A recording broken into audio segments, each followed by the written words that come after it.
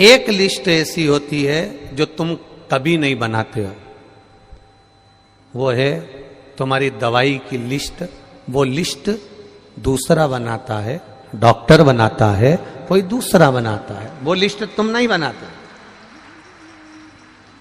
आटा, चावल, दाल, शक्कर, साबुन, सर्फ, पाउडर, जो भी सामग्री तुम्हें चाहिए उसकी लिस्ट तुम बना लोगे। पर एक लिस्ट ऐसी होती है तुम्हारे रोग की, बीमारी की, स्वास्थ्य की, जिसकी लिस्ट तुम कभी नहीं बनाते, दूसरा बनाता है, डॉक्टर बनाता है।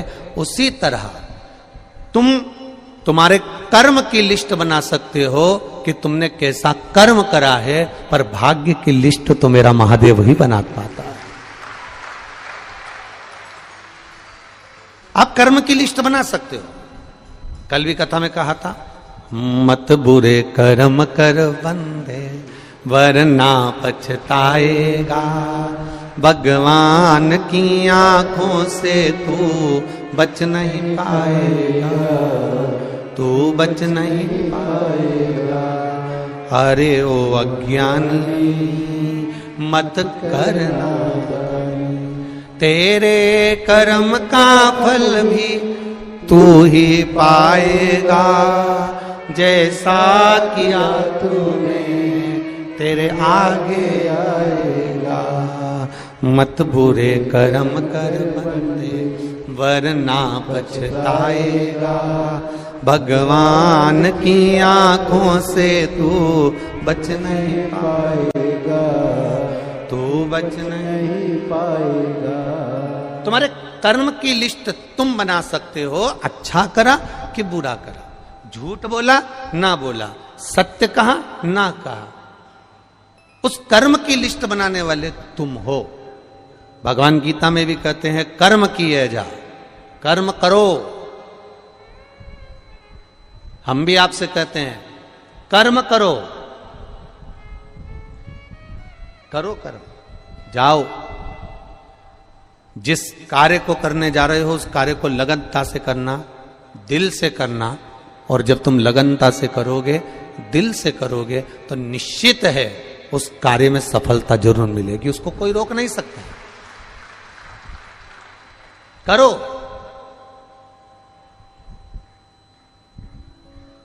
पर बहुत अरमान रखकर नहीं, भीतर अरमान वो होना चाहिए कि मेरा बाबा, मेरा राम, मेरा कृष्ण, मेरा शिव जो देगा, मेरा बाबा जो मुझे प्रदान करेगा वो कम नहीं देगा, जो देगा वो बहुता में देगा और उसकी कोई होड़ नहीं हो सकती। जब वो देता है, सारे देव देते हैं, पल्ला झाड़ कर देते हैं। क्या देते हैं? पल्ला झाड़। सारे देव देते हैं तो पल्ला झाड़ कर देते हैं। तुम्हारे भाग्य में कितना लिखा है, कितना तुम्हारे को देना है, कितना कम देना है, कितना अधिक देना है, कैसा देना है, सारे देव देते हैं तो पल्ला झाड़ कर देते हैं। और मेरा महादेव देता है तो छप्पर फाड़ कर देता है।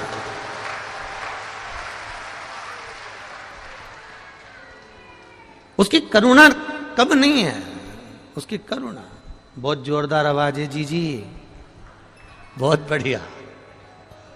वो देता है तो बड़ी बड़े आनंद में देता, बड़े आनंद।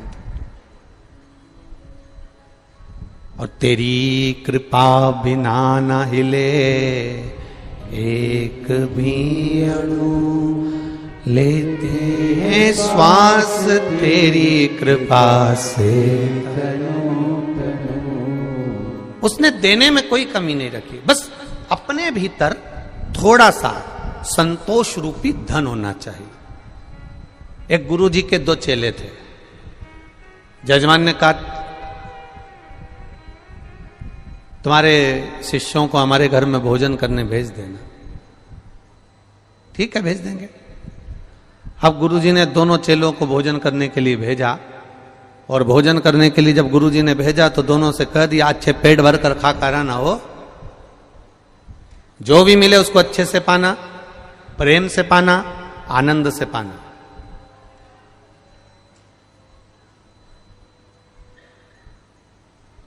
जो ज्यादा भाव खाता है वो बाद में ट्रेन में बैठ के बड़ा पाव खाता है। इसीलिए गुरुजी अपने चेले से कहते हैं कि थोड़ा सा सावधानी से जाना, जैसा मिले वैसा पाना, नखरे नहीं करना, अच्छे से रहना, प्रेम से रहना। शिष्य दोनों चल दिए। अब गुरुजी से शिष्यों ने पूछ लिया किसके यहां जाना है? अरे वो नगर में सेठ है ना, बहुत पैसे वाला, बहुत धनपति, बहुत करोड़पति, बस उसी के यहां भोजन करने जाना। अब दोनों शिष्य चले और दोनों शिष्यों ने जाकर सुंदर भोजन प्रसादी ग्रहण करी। चांदी की थाली में भोजन आया, श्रीखंड आया, रबड़ी आई, रसगुल्ला आया, पूड़ी आई, सब्जी आई। इन दोनों ने खूब खाई। खाने के बाद सेठ जी आए और उन्होंने दोनों का तिलक करा। तिलक कर कर दोनों को 2-2 रुपए दे दिए।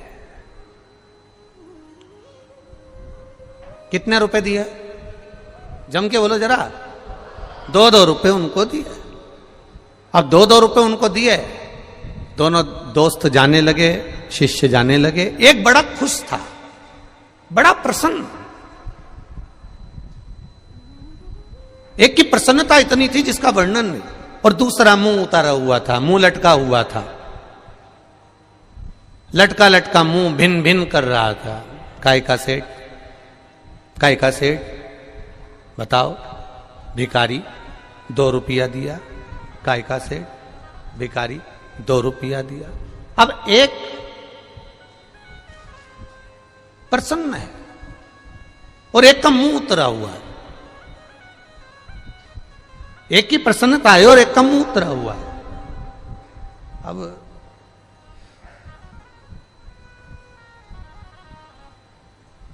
गुरुजी के पास गए तो गुरुजी ने देखा कि एक तो इतना खुश हो रहा है, इतना खुश हो रहा है, इतना खुश हो रहा है, और एक को देखो तो मुंह उतरा हुआ है। क्या बात है? इसको दक्षिणा ज्यादा मिली है क्या? इसको दक्षिणा ज्यादा मिली है क्या? नहीं नहीं, गुरुजी मुझको भी 2 रुपए मिले हैं और इसको भी 2 रुपए मिले, तो तेरा मुंह क्यों उतरा हुआ है? अरे गुरुजी पूछो ही मती, चांदी की थाली में खाना खिलाया, पूड़ी रबड़ी श्रीखंड सब दिया, पर दक्षिणा तो देखो कितनी दी? 2 रुपए। अब गुरुजी ने दूसरे से पूछा कि तू इतना खुश क्यों हो रहा है, तुझे दुख नहीं हो रहा? अरे गुरुजी, सेठ जी के घर गया,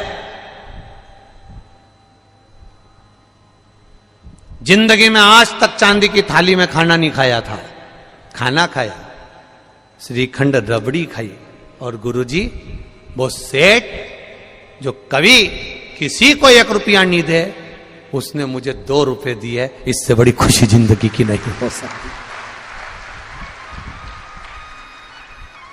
जो कभी किसी को 1 रुपया ना दे, वो मुझे 2 रुपए दे रहा है, जिंदगी की इससे बड़ी खुशी नहीं हो सकती।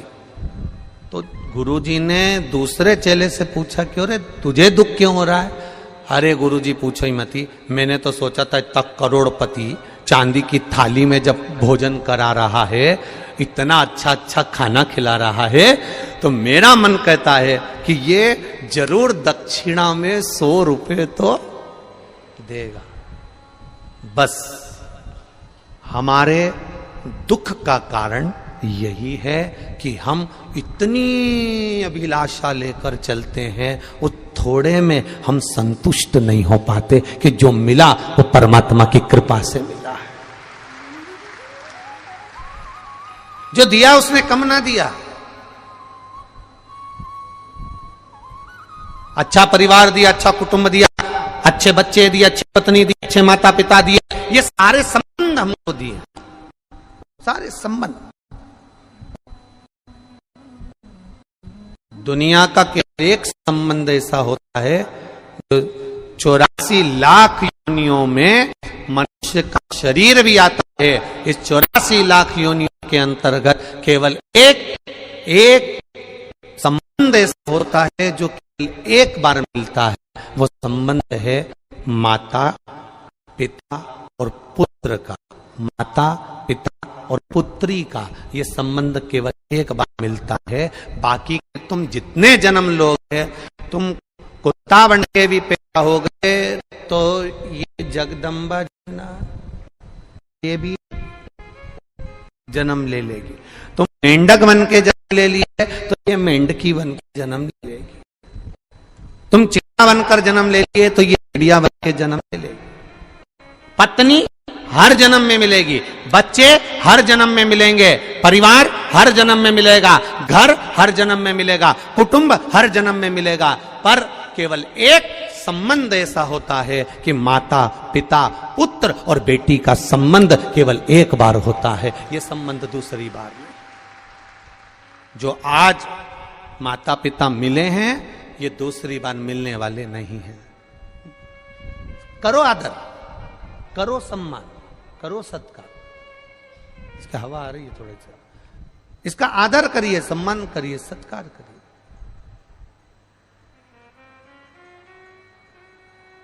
तुम लोग खड़े हो जाते हो ना, इसलिए आस्था वाले तुम्हें दिखाना बंद कर देते हैं। बार बार तुम लोग हाथ हिलाते हो। आप बैठे रहोगे अपनी जगह पर, कथा का रस तत्व ग्रहण करो कि टीवी की ओर देख रहे हो, इशारा करना। आप लोग आनंद लो, कथा का रस तत्व ग्रहण करो। महाराज, संबंध एक है, वो माता पिता का संबंध है। और वो माता पिता का जो संबंध है बच्चों से, वो संबंध केवल एक बार रहता है। पुत्र का माता पिता के प्रति, बेटी का माता पिता के प्रति, बाकी का कोई संबंध बार बार नहीं होता, बार बार नहीं, कोई संबंध। ये एक ही बार मिला है, बाकी के सारे संबंध मिलते जाए, मिलेंगे। करो भजन। तुम्हारे समान की लिस्ट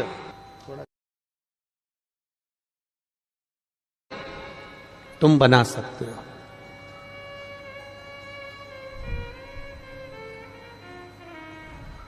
पर एक लिस्ट है तुम्हारी दवाई की जो डॉक्टर बनाता है। कर्म की लिस्ट तुम बनाओ। मैं मृत्युलोक में जन्मी हूं, मैं इस मृत्युलोक में आई हूं, अच्छा कर्म करूंगी, अच्छा कर्म करूंगा, जिंदगी में कोई ऐसा कार्य कर कर जाऊं कि अंत समय में वो परमात्मा से मिलन हो जाए। और जब उस परमात्मा से मिलन होगा तो वो मिलन फिर आखिरी होगा, आखिरी। और वो धैर्यता, वो आनंदता हमारे भीतर प्रकट होना चाहिए, और वो विश्वास से प्रकट होगी। मानो तो मैं गंगा मां हूं, ना मानो तो बहता पानी। आप मानो तो गंगा जी है, नहीं तो नहीं है। आप मानो तो कुबेरेश्वर धाम का कंकर शंकर है, और ना मानो तो वो तो तुम्हारे गांव में भी कंकर है। मानो तो उसके ऊपर विश्वास लेकर अगर कुबेरेश्वर धाम आए हो, भरोसा लेकर अगर कुबेरेश्वर धाम आए हो, और बाबा के चरणों में बैठकर अगर कथा सुन रहे हो, श्री शिवाय नमस्तुभ्यम कह रहे हो, तो ये भी विश्वास मानकर जाना कि वो तुम्हारा बैग नहीं खोलने देगा, 3 महीने में वापस बुला ही लेगा। भरोसा रखिए, विश्वास, दृढ़ता।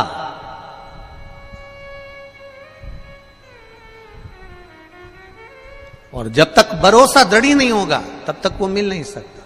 एक बच्चे को माता पिता गर्मी की छुट्टी में अपने माता पिता के यहाँ ले जाते थे, दादा दादी के।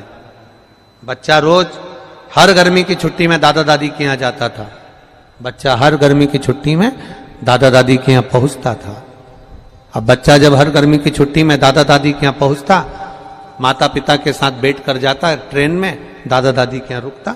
समय बीतता गया, बच्चा थोड़ा बड़ा हो गया बच्चा। तो बच्चे ने कहा, पापा पिताजी अब की बार मैं अकेला चले जाऊंगा दादा दादी, अगर आपको छुट्टी नहीं मिल रही तो मैं चले जाता हूं, अकेला चले जाता हूं। अब बच्चे ने जिद करी तो पिताजी ने एक पर्ची लिखी, और पर्ची लिखकर पिताजी ने उसकी जेब में डाल दी और उसको ट्रेन में बिठा दिया। ट्रेन में बिठाया, वो जाने लगा। अकेला जिंदगी में पहली बार गया था, पहली बार घर से बाहर निकला था। अब पर्ची डालकर जेब में पटक दी और उसको वो चल दिया। ट्रेन में बैठा, बेटा घबराना नहीं हो, चिंता मत करना हो, मजा आएगा, तेरे चाचा जी मिलेंगे, तेरे काका जी मिलेंगे, वो तुझको उतार लेंगे, तो टेंशन मत लेना हो। बच्चा जा रहा है, उसको थोड़ा सा भय लगा। जैसे ही टीसी आया, चेकर आया और उसको भय लगा। जब उसको भय लगा तो उसने सोचा कि ना जाने पिताजी ने जेब में क्या रखा है, देखूं तो सही। और उसने जेब में से पर्ची निकाली और पर्ची निकालकर जेब में से पढ़ा तो उस पर्ची में लिखा था, चिंता मत कर, बैठे रहे, मैं पीछे वाले डब्बे में बैठा हूं, तो टेंशन मत ले। बच्चा निर्विज्ञ हो गया। अब बच्चे को रत्ती भर की चिंता नहीं है। अभी टेंशन था, अभी चिंता थी। पर्ची पढ़ी और पर्ची में लिखा था कि मैं पीछे वाले डब्बे में बैठा हूं, तो चिंता मत कर। तेरे पीछे ही बैठा हूं, तो चिंता मत कर। आराम से बैठे रहे, आराम से चलते रहे, आराम से दादा के घर जा, तो चिंता मत करना, मैं पीछे बैठा हूं, चिंता करने की जरूरत नहीं है। बस वो पर्ची कुबेरेश्वर धाम में प्राप्त होती है कि आप चिंता मत करना, मेरा महादेव तुम्हारे साथ पीछे पीछे चल रहा है। अकाल मृत्यु वो मरे जो काम करे चंडाल का, काल उसका क्या बिगाड़े जो भक्त हो महा। वो चल रहा है तुम्हारे पीछे पीछे, हर पल, हर घड़ी, हर क्षण चल रहा।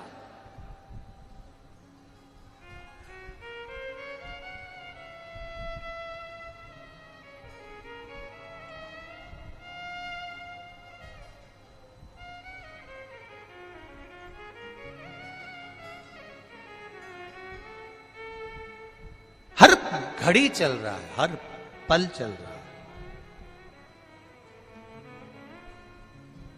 आज एक दिल्ली की कोई बहन, कोई मिलिट्री में उनके पति हैं, उनके साथ आई हुई है, और वो जहां हम कक्ष में हैं उस कक्ष के आगे टिक कर बैठी थी और उसकी बात चल रही थी। तो वो बात में कह रही थी कि गुरुजी ने रुद्राक्ष वितरण, उसके पति ने कहा कि सबको सूचना दी कि रुद्राक्ष के लिए आना, और गुरुजी ने रुद्राक्ष वितरण नहीं किया, बंद कर दिया कारणवश। उसकी पत्नी के शब्द, उस मिलिट्री मैन की, उस धर्म पत्नी, कहीं पर बैठे होंगे वो दोनों, तो उस धर्म पत्नी के शब्द कितने सुंदर थे। शायद आपकी जिंदगी के लिए शब्द बहुत कीमती होगा। उसकी धर्म पत्नी ने एक ही शब्द कहा, आपको परेशानी हो रही है यहां बैठने में, आपको दिक्कत हो रही है यहां बैठने में? नहीं नहीं नहीं, क्या कहना चाहती है? अब रुद्राक्ष तो मिल ही नहीं रहा, भले ना मिले, मैं भोलेनाथ जी से ये कह कर जा रही हूं, मेरी जिंदगी में, मेरे बच्चों की जिंदगी में, मेरे पति की जिंदगी में कभी रुद्राक्ष की जरूरत ही नहीं पड़े, बस ऐसी कृपा करना, ऐसी करुणा करना। हम आए हैं, वो दोनों बात कर रहे हैं, वो और भी लोग उनके साथ बैठे हुए थे, उनसे उनकी चर्चा चल। हमने कहा क्या सुंदर शब्द है, एक माता का ये शब्द जीवन को सार्थक करने वाला है। आप भी जब यहां से जाओ तो मेरे बाबा से कहकर जाना, बस तू मेरे साथ चलना, बाकी का सब तो, पूरी दुनिया मेरी हो जाएगी, बस तू मेरा हो गया तो सब हो गया।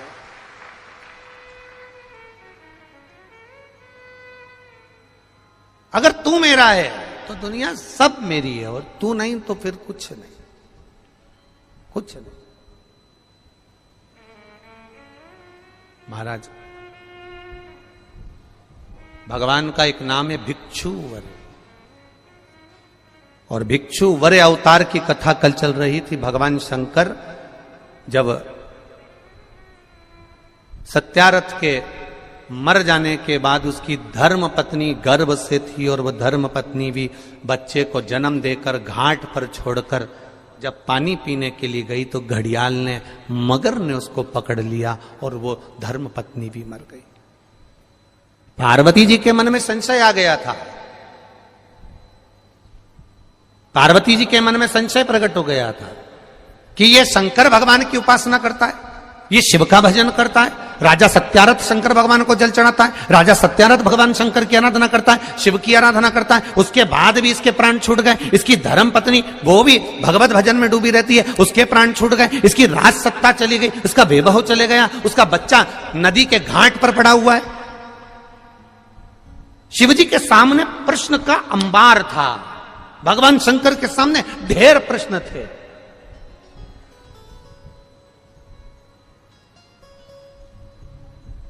उसका नाम शंकर है। क्या बोलते हैं उसको? शंकर।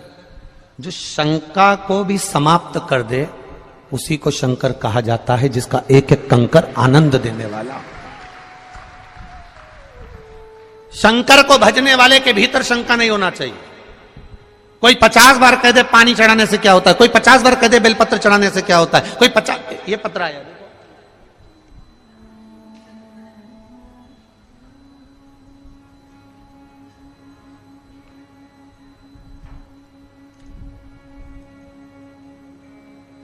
मेरा नाम पुनीता उपाध्याय है, ग्राम कारो, जिला बलिया।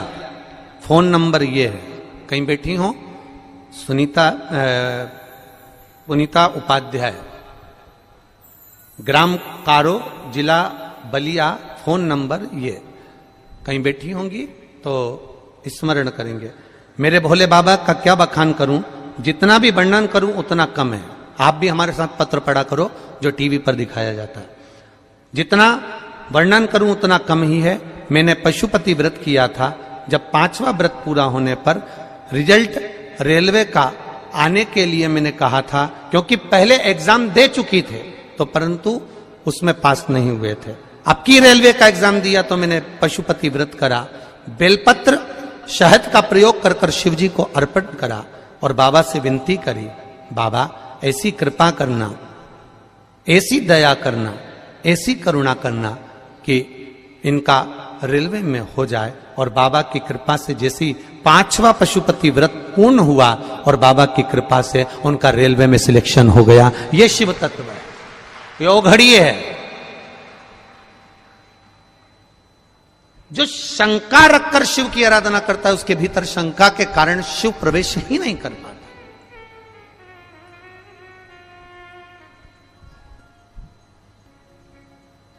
सबसे ज्यादा घर किसके बिगड़ते हैं? जो शंका में रहता है। किससे बात कर रहे थे? कौन है वो? एक बार मेरे सामने आ जाए ना तो उसके तो चिमटा छोड़ दूं। बस इतनी देर में कई कई पत्नियों की आदत रहती है दिन भर शंका शंका शंका शंका। कई कई पतियों की आदत रहती है दिन भर मोबाइल में टटोलता ही रहता है, इसने किससे बात करी थी, कौन था, कौन था, कौन था। अपनी आनंद की जिंदगी सब नरक कर ली केवल शंका करते करते करते करते। एक बार अगर विश्वास करा होता तो शंका बीच में आती ही नहीं।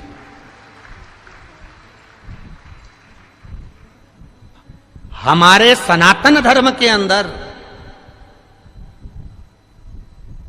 हमारे सनातन धर्म के अंदर शंका का कोई काम नहीं होता। हमारे सनातन धर्म के अंतर्गत केवल विश्वास करा जाता है कि पत्थर की मूर्ति में भी राम होता है।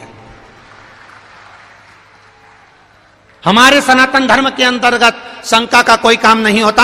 हमारे सनातन धर्म के अंतर्गत केवल विश्वास होता है कि रामचरितमानस के एक एक पन्ने में एक एक शब्द में राम समाया होता है, उसको समझने वाला होना चाहिए। हमारे सनातन धर्म के अंतर्गत शंका में शंका नहीं होती। हमारे सनातन धर्म के अंतर्गत विश्वास होता है कि गौ माता के अंतर्गत 33 कोटि देवी देवता विराजमान होते हैं। यह विश्वास है हमारा, यह विश्वास है हमारा। हमारे सनातन धर्म के अंतर्गत तिरुमाला के पर्वत पर जाते हैं तो वेंकटलाल का दर्शन करते हैं, गोवर्धन पर्वत पर जाते हैं तो गिरिराज जी का दर्शन करते हैं, हम कामतगिरी पर्वत पर जाते हैं तो कांतानाथ जी का दर्शन करते हैं, हम काशी में जाते हैं तो गंगा की लहरों में भी गौरा का दर्शन करते हैं, हम सनातन धर्म के अंतर्गत एक एक बच्चे में राम देख लेते हैं और एक एक बेटी में सीता का दर्शन कर लेते हैं। यह सनातन धर्म का विश्वास है। सनातन धर्म में शंका का कोई काम नहीं है, पर फिर भी दुनिया के लोग उसको शंका उत्पन्न कराते हैं। दुनिया के लोग जान करके शंका, क्या होता है शंकर जी पे जल चढ़ाने से, क्या होगा मंदिर जाने से, क्या होगा लोटा भर के पानी चढ़ाने से। तो जो तुमसे कहे कि लोटा भर के पानी चढ़ाने से कुछ नहीं होता, तो उससे कहना ये ज्ञान देने से भी कुछ नहीं होता। तू हमको काय को ज्ञान दे रहा है कि लोटा भर के पानी चढ़ाने से क्या होगा? ये तो हमारे भीतर की सोच है, ये तो हमारे भीतर का भाव है।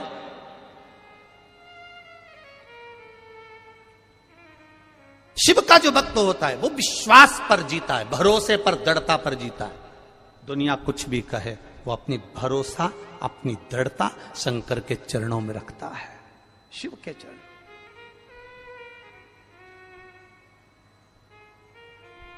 पार्वती, तुमने राजा सत्यारथ का जीवन देखा है, तुमने राजा सत्यारथ के लिए, तुम कह रही हो कि राजा सत्यारथ पूजन करता था, पाठ करता था, अर्चना करता था, शंकर को जल चढ़ाता था, शिवालय जाता था, और उसकी धर्म पत्नी भी जल चढ़ाती थी, शिवालय जाती थी, उसका बच्चा पड़ा हुआ है, उसका पूरा वैभव चले गया। शंकर की आराधना करने वाले को इतना कष्ट होगा, शिव की आराधना करने वाले को इतना दर्द होगा, शंकर की आराधना करने वाले को इतना दुख होगा, ये तो होना नहीं चाहिए था। ये दुख कैसे आया?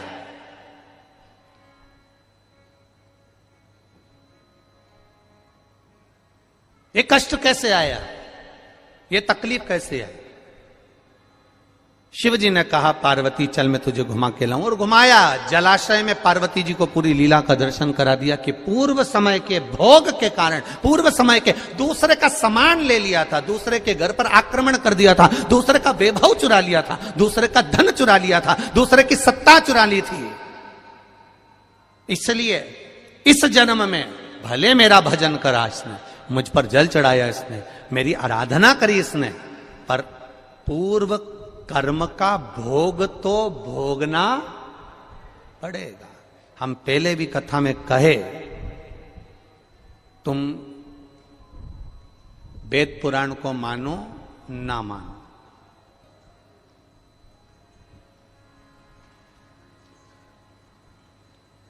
तुम धर्म शास्त्र को मानो ना मानो, तुम अपने बड़ों को मानो ना मानो, तुम अपने गुरु को मानो ना मानो, पर इतना जरूर मानकर चलना कि कर्म का भोग तो परमात्मा को भी भोगना पड़ा, तो अपन तो मनुष्य हैं, भोगना पड़ता ही है, पड़ेगा। कोई तुमसे कह दे मेरे पास आकर बैठ जा, मैं दुख नहीं आने दूंगा, कोई तुमसे आकर कह दे कि मेरे पास आकर बैठ जा, मैं ऐसा काम कर दूंगा कि तुम्हारे जीवन में दुख नहीं आएगा, तकलीफ नहीं आएगी, कष्ट नहीं आएगा, तो समझ लेना कि ये बेवकूफ बना रहा। दुख आएगा, कष्ट आएगा, रोग आएगा, बीमारी आएगी, तकलीफ आएगी, क्योंकि पूर्व के कष्ट का, पूर्व के कर्मों का भोग हमको भोगना है। पूर्व के कर्मों का भोग हमको भोगना, वो कौन भोगेगा? तुम्हारी कमाई के हिस्सेदार होते हैं तुम्हारी पत्नी, तुम्हारे घर के माता पिता, तुम्हारे भाई बंधु और तुम्हारे बच्चे तुम्हारी कमाई के हिस्सेदार होंगे। पर एक बात अपनी जिंदगी में उतार कर रखना, तुम्हारे कर्म के हिस्सेदार नहीं होंगे कि तूने कमाया कैसा था।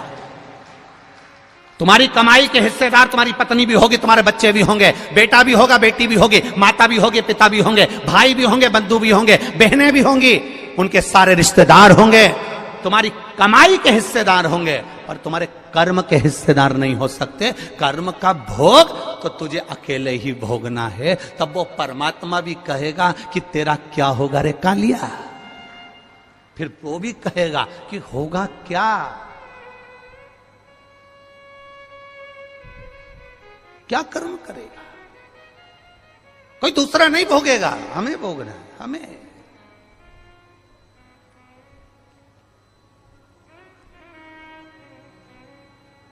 महाराज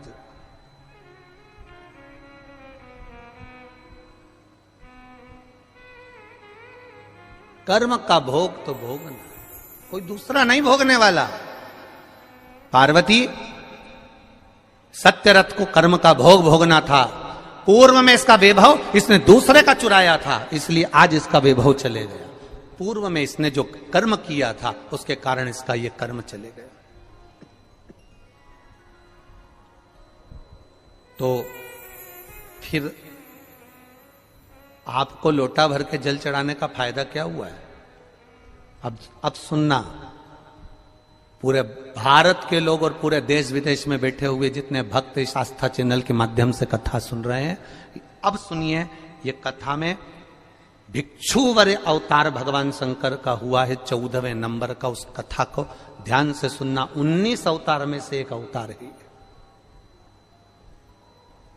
और यह हम सब के लिए है आज शिवरात्रि के दिन, कि दुनिया के लोग कहेंगे, दुनिया के लोग कहेंगे फिर वो सत्यारथ मरा क्यों, फिर वो उसकी पत्नी को घड़ियाल क्यों खा गया, फिर उसका वैभव क्यों चले गया। कई लोग कहते हैं ये दुख क्यों आता है, तकलीफ क्यों आती है, कष्ट क्यों आता है, ये पूर्व कर्म का भोग है। फिर हमने शंकर जी को जल चढ़ाया, शिव जी की आराधना करी, शंकर को हमने पानी चढ़ाया, शंकर जी के मंदिर गए, शिवालय गए, देवालय गए, फिर उसका फायदा क्या हुआ, उसका लाभ क्या हुआ। तो फिर शंकर भगवान ने पार्वती जी से कहा अब उसका जल चढ़ाने का लाभ तुम देखो पार्वती, तुम देखिए। देवराज नाम का चोर ब्राह्मण था, ब्राह्मण कुल में जन्मा था, पर चोरी कर कर धन लाया। चोरी कर, व्यक्ति चोरी कब करता है? चोरी कब करता है? जब उसको बहुत सारे धन की जरूरत पड़ती है। जब तक वो चोरी नहीं करेगा। भगवान ने जितना बड़ा पेट दिया है ना, 1 बीता का दिया तो 1 बीता का, 2 बीता का दिया तो 2 बीता का, जितना बड़ा पेट दिया है भगवान ने उसको पेट भरने के, पेट दिया तो पेट भरने के लिए भगवान ने उसको भोजन भी दिया। ये पेट भरने की जवाबदारी तो मेरे भोलेनाथ की है, पर पेटी भरने की जवाबदारी मेरे भोलेनाथ की नहीं है। पेट जितनी जवाबदारी मेरे शंभू की है, पेट जितनी जवाबदारी मेरे शंकर की है, पेट जितनी जवाबदारी मेरे कुबेर भंडारी की है, पेट जितनी जवाबदारी है तो भरेगा वो। बस इस पेट से हटकर जब दूसरा कहीं काम, लोभ, आसक्ति, वासना, तृष्णा, देवराज के साथ हुआ क्या था? देवराज की पत्नी थी, बच्चे थे, जो पत्नी थी, बच्चे थे, उनके पेट भरने की जवाबदारी भी भोलेनाथ की थी। भोलेनाथ ने पेट भरा, पर दिक्कत कहां खड़ी हो गई? जब देवराज अपनी बुद्धि को भ्रष्ट कर लिया। बुद्धि कब भ्रष्ट हुई? जब देवराज ने एक सुंदर कन्या को देख लिया, सुंदर स्त्री को देख लिया, स्त्री के चक्कर में पड़ गया। स्त्री ने कहा मुझे सुंदर सोने का हार ला कर दो, उसने हार ला कर दिया। मुझे सुंदर ये सामान ला कर दो, उसने ला कर दिया। अब उसके पास जितना धन था उसने खर्च कर दिया, अब कहां से लाएगा? तो उसने फिर चोरी करना प्रारंभ करा। जब अति होने लगती है, जब किसी चीज की जरूरत ज्यादा पड़ने लगती है, तब वो चोरी करना प्रारंभ कर। इतना बड़ा मोबाइल था, इतना बड़ा, 1500 रुपए का था। अब किसी का रोड पे पड़ा हुआ दिखा, अब वो इतना बड़ा, कितना खुश हुआ।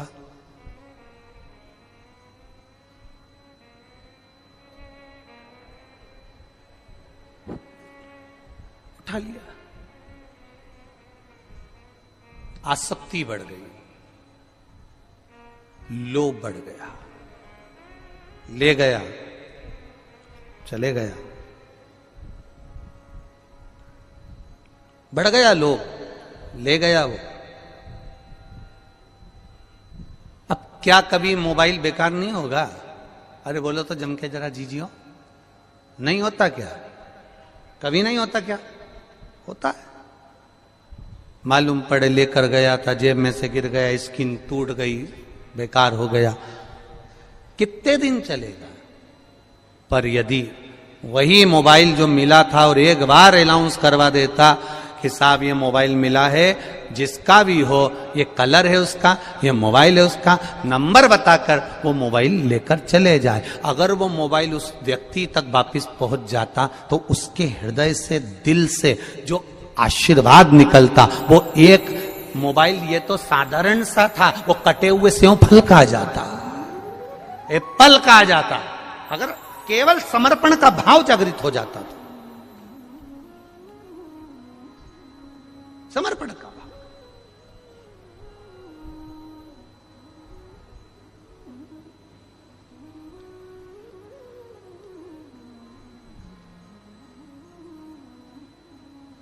महाराज फल क्या मिला? जल चढ़ाने का फल क्या है? शिव जी ने कहा देवराज की कथा याद रखो, शंकर जी के मंदिर में चोरी कर का धन लेकर गया, वापिस लौट कर आया, आने के बाद बेलपत्री के वृक्ष के नीचे बैठा था और स्वास्थ्य खराब हुआ, शरीर में ताप पड़ा, बीमारी हो गई, रोग हो गया, मर गया। मरा, शंकर जी ने उसके लिए नंदी लगाया, नंदी पर बैठकर वो कैलाश धाम गया। तो इसने तो पाप करा था, इसने तो चोरी करी थी, इसने तो ये चोरी का धन लाया था, और इसने तो कभी शंकर का गुणगान नहीं करा, फिर मरकर इसको कैलाश धाम कैसे मिल गया? तो देवराज ने भी ये प्रश्न किया। तो भगवान शंकर नंदी पकड़कर जब चल रहे थे तो नंदी जी बोल दिए, सुन देवराज, ये तेरा पुण्य नहीं है, ये तेरा पुण्य नहीं है देवराज, जो तुझे मिल रहा है कैलाश धाम, ये पुण्य है तेरी बूढ़ी मां का, जो रोज शंकर के मंदिर जाती थी, लोटा भर के जल चढ़ाती थी, उसका पुण्य बेटे के हिस्से में आ गया। ये पुण्य है। ये इतने जजमान बैठे हैं 15-16, ये इन जजमानों का तो पुण्य है, परंतु इनके बच्चों को भी ये सोच लेना चाहिए, इनके बेटे और बहुओं को भी ये सोच लेना चाहिए, सबसे ज्यादा प्रसन्न होना चाहिए इनके बेटे और बहुओं को, इतना खुश होना चाहिए कि हमारे माँ बाप का कोई तो पुण्य होगा जो शिव महापुराण की कथा के यजमान बनकर बैठे हैं, कोई तो पुण्य होगा। प्रसन्नता होना चाहिए। आज वो पूना वाले जजमान जा रहे थे, जाने का था उनका, तो कह रही थी उनके यहां से, एलईडी चालू करिए, पूना वाले जजमान के घर से बोल रही थी, बहू रानी कहे गुरुजी थोड़ा जरूरी काम है तो हम पुणे जा रहे हैं, पर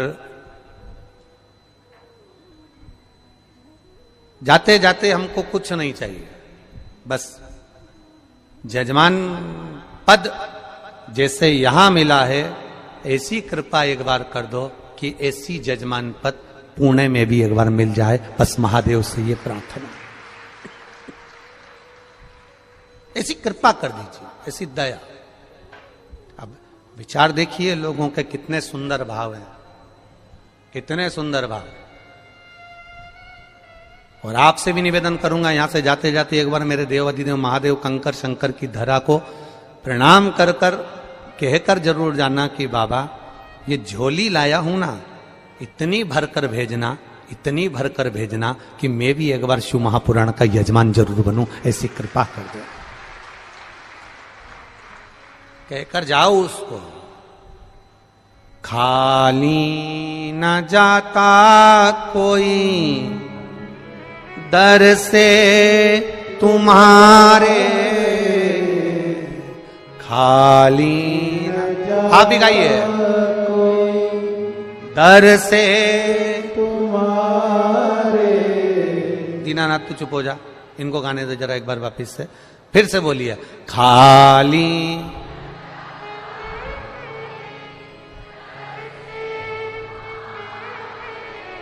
मैं भी खड़ी हूं नन्ही बाहें पसारे, मैं भी खड़ा हूं,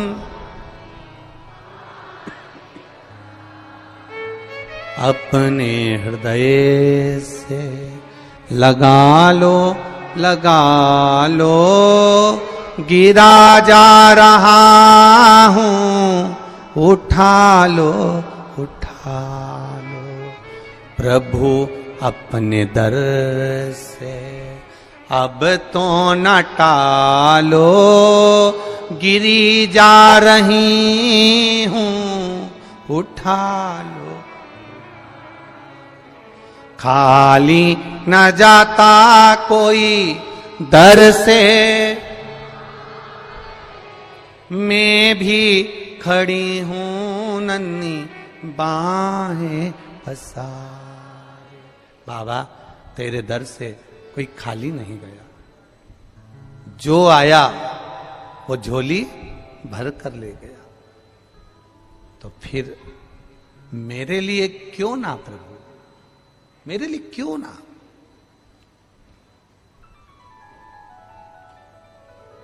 बस उससे निवेदन दिल से करना कि बोल बम का नारा है बाबा एक, उसके सहारे जीना चालू कर दो। शंका में नहीं जीना है, हमें विश्वास में जीना है। विश्वास कैसा?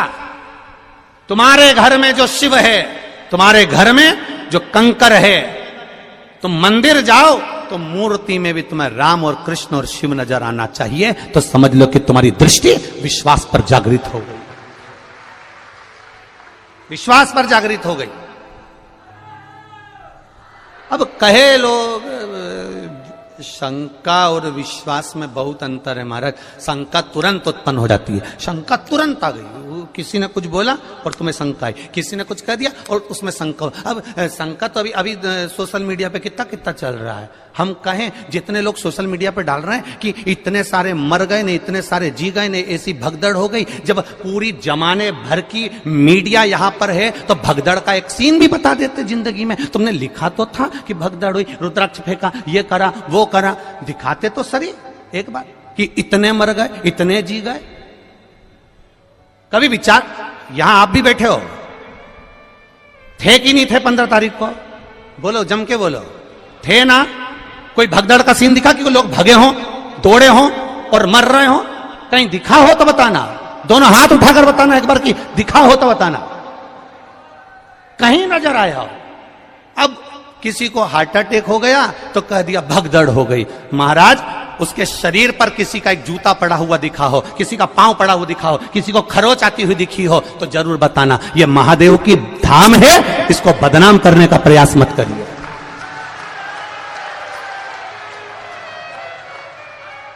और यह बात हमने पावागढ़ की कथा में भी कही थी, आप उठाकर देखना। पावागढ़ संतों की कथा चल रही थी, उसमें कह दिया था अभी, और जिसने भी कहा था हमने उस समय पर भी कह दिया था, अभी धीरेन्द्र का नंबर लगा है और कहने वाले ने कह दिया था कि प्रदीप मिश्रा तैयार रहना, अगला नंबर तेरा है। तो ये तो सनातन धर्म के द्रोही हैं, द्रोही। इसीलिए जीजियो, रुद्राक्ष इसलिए नहीं बांट रहा हूं, थोड़ा शांति रखो। और ये बात हमने सीहोर के भी बजरंग दल के वो जगदीश कुशवाहा जी को भी हमने कही थी नदी चौराहे पर गाड़ी रोककर कि मेरा मन कर रहा है अब की बार जगदीश भैया कि अंदर जो भी कथा सुनने के लिए आए उसको गौशाला का गौमूत्र का छींटा दिया जाए, जिससे मालूम तो पड़ जाए कि मेरा सनातनी आया है,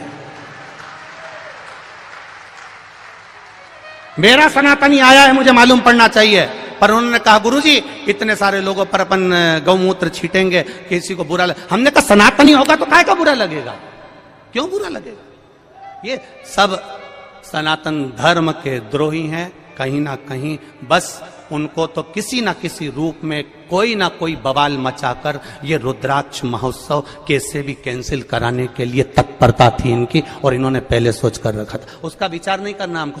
कथा सुनो, कथा का स्मरण करो और बाबा पर विश्वास रखो। मेरा भरोसा, मेरा विश्वास कहता है मेरे बाबा के दरवाजे से खाली नहीं जाओगे। 3 महीने में वो बुलाएगा और तुम फिर लेकर जाओगे। क्यों रुद्राक्ष रोका उसने? रुद्राक्ष अगर देने से रोका है तो सोच कर रोका होगा मेरे महादेव ने, किसी कारण से रोका होगा मेरे महादेव ने। क्या जोरदार लाइन चल रही थी, एक एक सीसीटीवी कैमरे की। पूरे ग्राउंड के अंदर 162 कैमरे लगे हुए हैं। कैमरे वहां भी लगे थे जहां पर रुद्राक्ष बट रहा था। 162 कैमरे पूरे चल रहे हैं और 162 कैमरे का सेटअप पूरे के पूरे हमारे ऑफिसों में लगा हुआ है। एक जगह पर कोई बता दे कि भगदड़ मची हो और कहीं किसी ने रुद्राक्ष फेंका हो। ये तो केवल कहीं ना कहीं किसी ना किसी रूप में बस कैसे भी रुद्राक्ष वितरण को बंद कराना था, और वो बाबा ने ही कराया होगा, हम तो ये मानते हैं। इसलिए कराया होगा कि तुम सबकी झोलियां जब वो भरेगा तो तुम 3 महीने में वापिस आओगे तो तब लेकर जाओगे, इसलिए भरेगा। और आज भी कमी नहीं रखी। आज भी मैं धन्यवाद दूंगा प्रशासन के इन पुलिसकर्मी भाइयों को जो लगे हुए हैं। इन पुलिसकर्मी भाइयों को मैं धन्यवाद दूंगा, कलेक्टर, एसपी और डीएसपी सबको, कि एसडीएम सर को। इनके पुलिसकर्मियों ने आज भी कम से कम 5 लड़कों को और 5 लेडीजों को पकड़ा जो केवल इधर उधर बैठ के भड़का रही थी कि चिल्लाओ जम के। उनके साथ एक कैमरे वाला भी चल रहा था कि चिल्लाओ मिश्रा जी मुर्दाबाद, और ये चिल्लाओ और वो चिल्लाओ और पत्थर मारो, कांच छोड़ो। आज भी 5 लेडीजों और 5 जेंट पकड़ के पुलिस वाले लेकर आए कि ये सब दूर बैठ बैठ के भड़का रही है। मैं धन्यवाद दूंगा इसी प्रशासन को जिसने इतनी मुस्तैदी रखी है उसके लिए। और समझने वाले नहीं समझ पा रहे कि कितना विरोध करने वाले लगे होंगे, कितनी चाल चल रहे होंगे, जरा विचार करिएगा एक बार।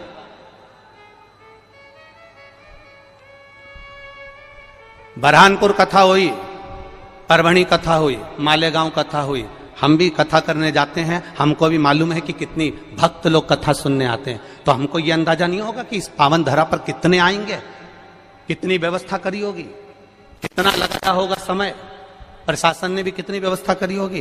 केवल बस चक्र घुमाना है, और चक्र को घुमाकर कैसे भी सनातन धर्म को ले जाकर खड्डे में डाल देना है, उसके बाद सनातनियों को दूर हटाना है। तुम समझे ही नहीं।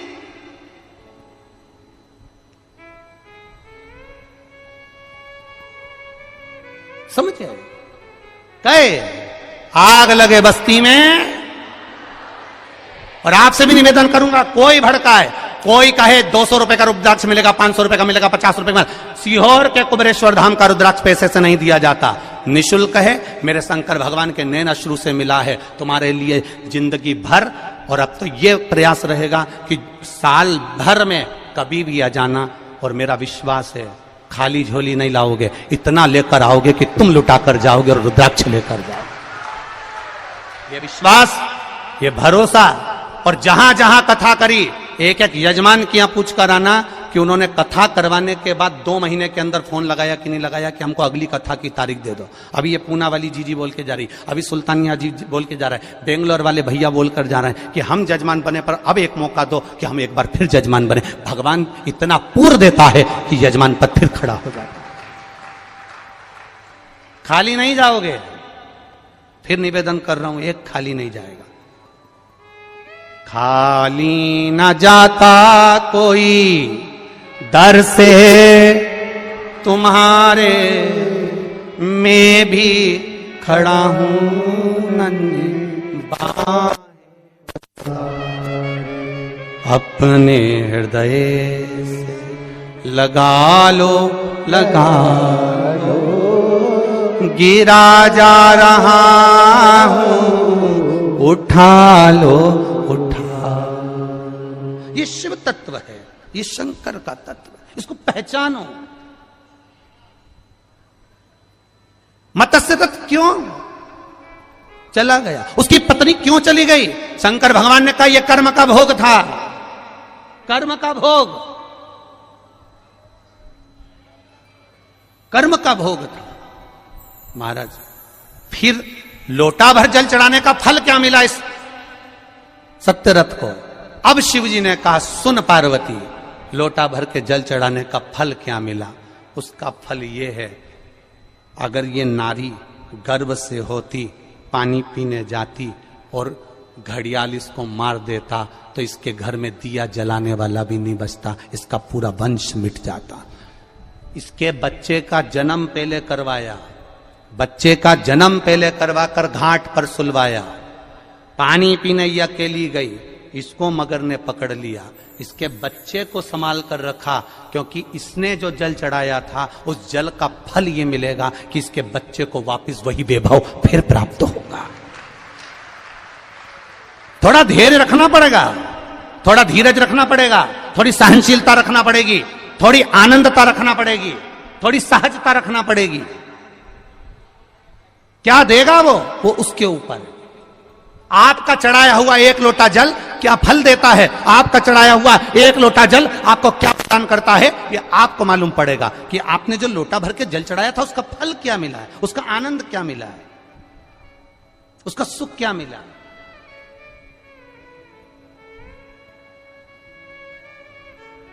और कई लोग कहते हैं गुरुजी इतने सारे लोग खो रहे हैं, इतने सारे लोग खो रहे हैं। हम उनसे निवेदन करेंगे, ये कुबेरेश्वर धाम पंडित प्रदीप मिश्रा का नहीं है, ये कुबेरेश्वर धाम आप सबका है।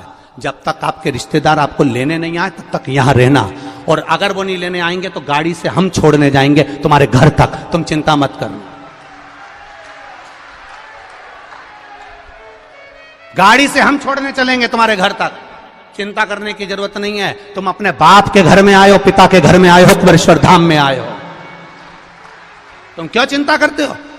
अभी कल एक महिला बोल रही थी गुरुजी मेरे रिश्तेदार घर पहुंच गए, मेरे पास में किराए का पैसा नहीं। हमने समिति वालों से कहा किराए के साथ में इसके साथ एक लेडीज को, एक जेंट्स को भोपाल भेजो, भोपाल में जाकर इसका टिकट कटवाएं और उसको अमरावती का टिकट कटवाकर फिर उसको अमरावती को लाल डब्बा जो बस होती है, एक लाल कलर की बस होती है, उस बस में बिठवाकर उसको अमरावती भेजा। तो तुम ये क्यों सोच के बैठे हो वो खो गया, वो नहीं मिल रहा। जब देखो जब एक प्रश्न, इतने लोग खो गए, इतने लोग खो गए, तो ये सब खोने ही तो आए हैं उस महादेव में।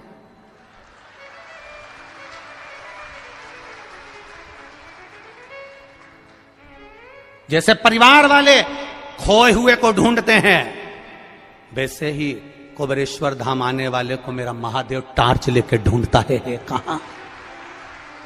कहां है वो जो आया था सिद्धपुर नगर में सीहोर की धरा पर, मां सीवन के तट पर, जिस सीवन के तट पर 108 शिवालय बसते हो, जिस सीवन के तट पर भगवान चिंतामन गणेश विराजमान होते हो, जिस सीवन के तट पर खेड़ापति सरकार विराजमान होते हो, जिस सीवन के तट पर हनुमान फाटक पर हनुमान विराजमान होता हो, जिस सीवन के तट पर मेरा राम हीरे की आंख लगाकर बैठता हो, ऐसी पावन धरा पर तुम आए हो। कोई साधारण भूमि ऐसी और खोने आए हम तो, यहां हम तो खो गए।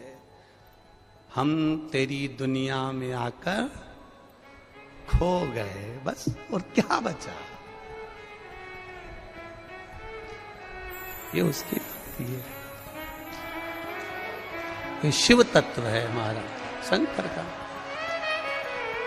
और जब उस आनंद को हम जिए हैं महाराज,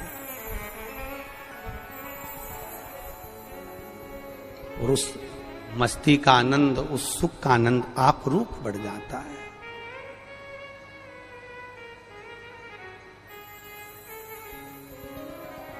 महाराज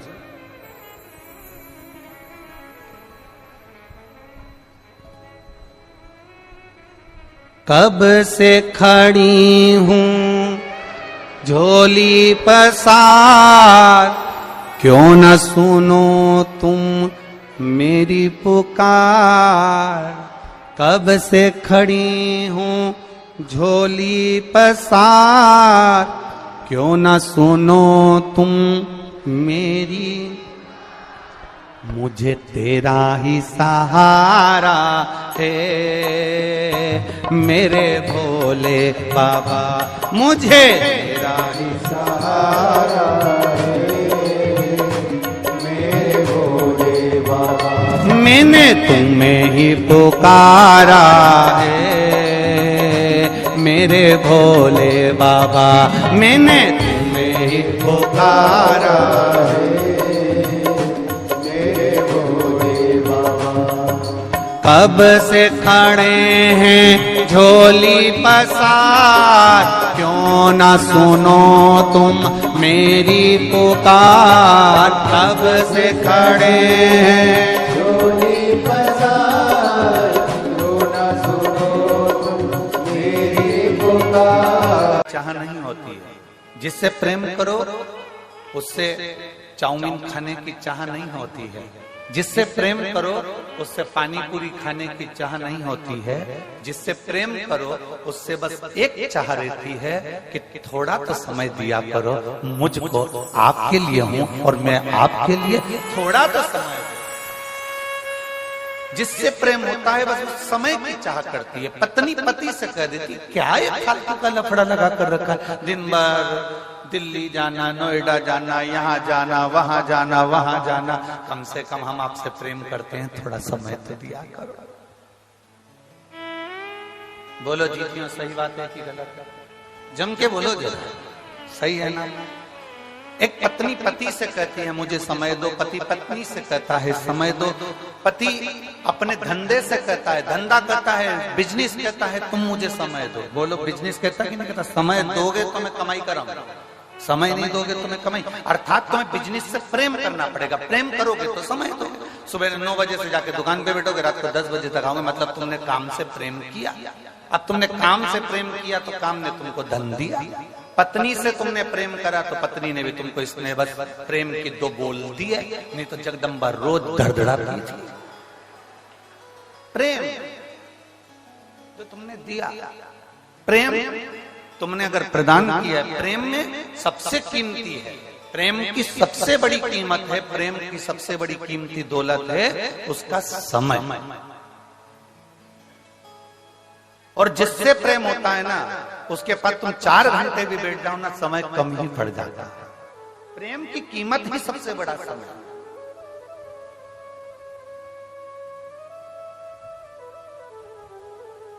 अब गुरु को क्या चाहिए? चांदी के खड़ा ला कर दो, गुरु कभी कहता है? जम के बोलो जरा। गुरु कभी कहेगा कि मुझे गाड़ी ला कर दो, गुरु कभी कहेगा कि मुझे बंगला बना कर दो, गुरु कभी कहेगा कि तुम मुझे ये ला कर दो। गुरु केवल एक बात कहता है कि मैं हूं, तब तक थोड़ा समय दे दिया कर। समय देगा तो एक दिन वो समय तुझे भी कुछ ना कुछ जरूर देकर जाएगा ही। गुरु को क्या चाहिए? समय। पत्नी को क्या चाहिए? समय। पति को क्या चाहिए? समय। व्यापारी को क्या चाहिए? समय। क्योंकि जिससे हम प्रेम करें उससे हमें समय की अनुकूलता, समय प्रबलता में चाहिए। अब यहां तक तो बात समझ में आ गई कि आपको समय की कीमत समझ में आना चाहिए, पर आगे तुम्हारे स्मरण में आना चाहिए कि वही समय जो तुम एक पत्नी पति से समय मांगती है, पति पत्नी से समय मांगता है, डॉक्टर भी मरीज के लिए, मरीज के घर वालों से समय मांगता है। थोड़ा मुझे देना पड़ेगा 4-6 दिन, तो मैं प्रयास पूरा करूंगा इसको ठीक करने। समय दोगे तो ना। अब आखिरी में डॉक्टर जब पूरा काम कर लेता है तब डॉक्टर भी कहता है अब मेरे पास की घड़ी ठीक नहीं चल रही है, अब उससे समय मांगो, अब वो समय देगा। वो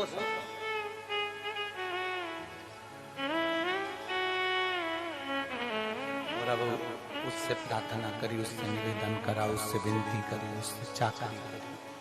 तो जब हम उससे प्रार्थना करें, उससे विनती करें, तो उसने भी अपने खाते खोल कर देखा, डायरी निकाली भोलेनाथ जी ने, और डायरी निकाल कर देखा, जरा देखो तो राम बाबू को देखो, राम बाबू को इसने शंकर जी को कितना समय दिया था, देखो जरा। तो इन्होंने कहा साहब वो सिरसा में कथा चल रही थी तारा बाबा की कुटिया में, तो ये 2 घंटे पहले तो कथा में आ गया था और 3 घंटे की कथा सुनी, और 3 घंटे की कथा में भी 2-4 आधा घंटा तो इसने यूं ही निकाल दिया घूमने फिरने में। तो इसका आधा घंटा तो काट दो और बाकी का जितना समय बचा है, एक काम करो, इसने शिव कथा में समय दिया, गुरु की सेवा में समय दिया, परमात्मा की सेवा में समय दिया, शिव पुराण में समय दिया, इसलिए इसकी अंत घड़ी में भी इसका समय बढ़ा दिया जाए, इसको समय दिया है।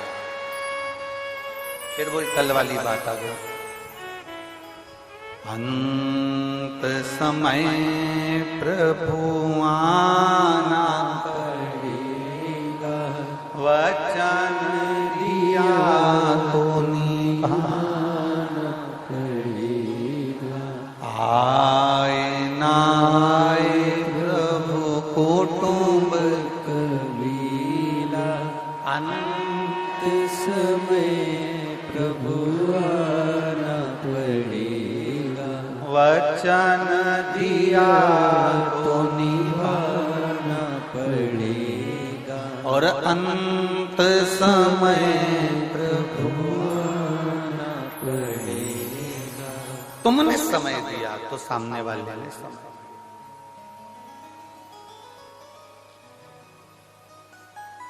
अब तुम्हारे पास समय ही नहीं है।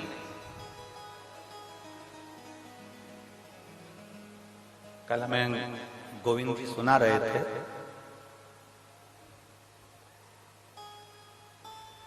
गोविंद जी सुनाते बहुत अच्छा है।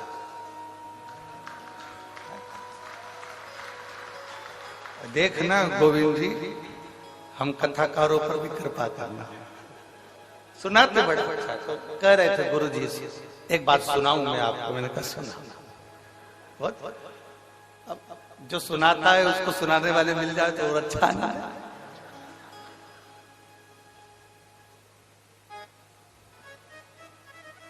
कल किसी एक भक्त का मैसेज भी आया, उसने कहा गुरु जी हरियाणा में सब दमदार लोग रहते हैं। हमने कहा तुम्हें कोई मिला क्या? हमने कहा एक ही भारी। किससे मिले जाते हैं? मिले भी तो मिले कैसे?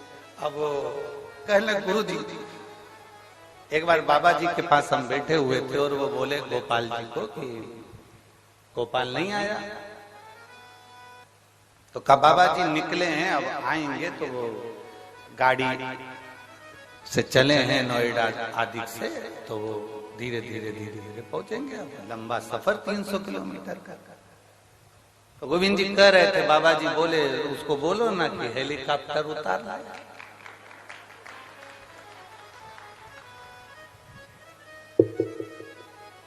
ये गुरु के शब्द नहीं है। गुरु का जो तप है, गुरु की जो साधना है, गुरु ने जिसको भजा है, वो महादेव के शब्द गुरु की वाणी से निकलता है। वो महादेव का शब्द गुरु की वाणी से निकलता है।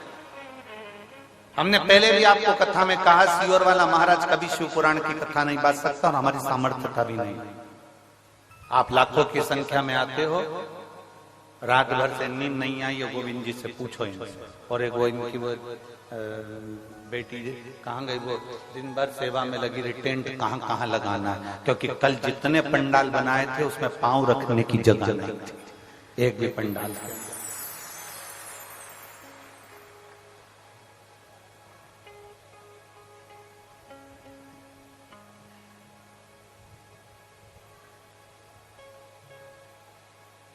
अब 2024 की कथा है, 24 कैरेट सोने की कथा है, सहज नहीं है।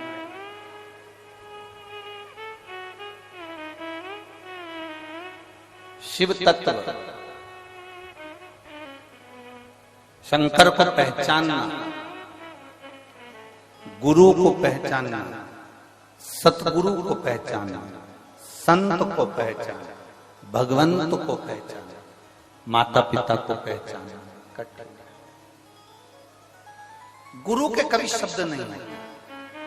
शब्द उस परमात्मा के जो उसने जपा है, जो उसने साधना करी है, जो उसने भजा है, जिसकी वो आराधना करता है, शब्द उसके हो, गुरु के शब्द नहीं।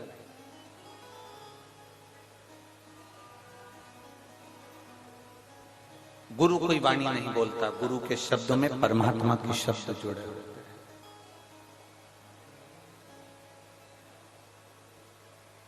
सहजता नहीं है गुरु की वाणी।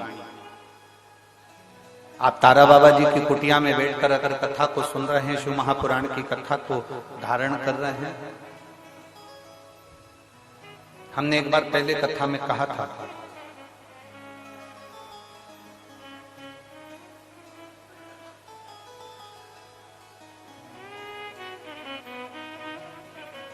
गाय जंगल में चरती है, परंतु कभी गाय कहीं फंसती नहीं है। बकरी जंगल में चरती है, बकरी कहीं पर फंसती नहीं है।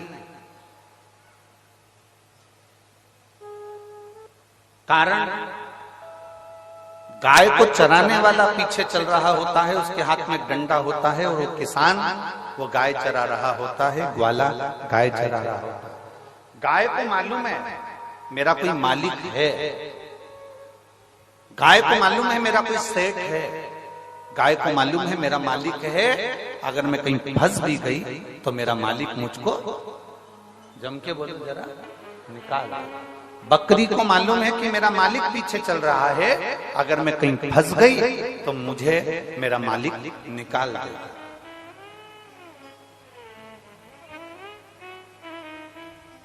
बकरी को मालूम है कि मेरा मालिक मुझे निकाल देगा, भेड़ को मालूम है कि मेरा मालिक मुझे निकाल देगा, ऊंट को मालूम है कि मेरा मालिक मुझे निकाल देगा, घोड़े को मालूम है कि मेरा मालिक मुझे निकाल देगा।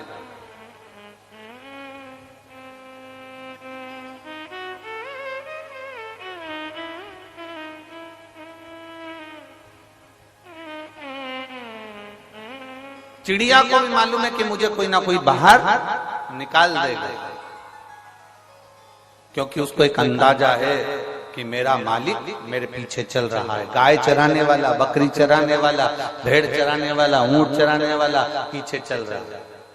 उसको मालूम है ये मैं अगर फंस गया कीचड़ में, अगर मैं कहीं फंस गया, उलझ गया, तो मुझे कोई ना कोई निकालेगा, मुझे कोई ना कोई निकालेगा, ये पक्का।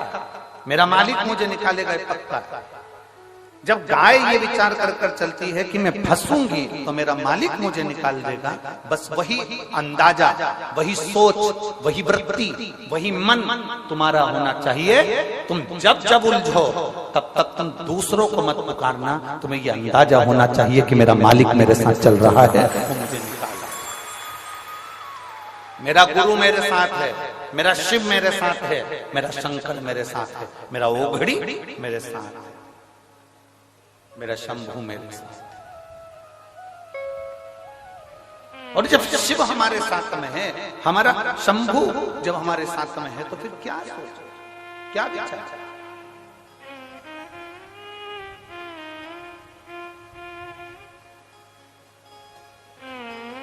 बहुत अच्छा बंगला देखोगे ना तो तुम्हारे मन में एक बात जरूर आएगी, इतनी सुंदर दीवार है ना, अंदर से बंगला कितना सुंदर, जाके देखते क्या।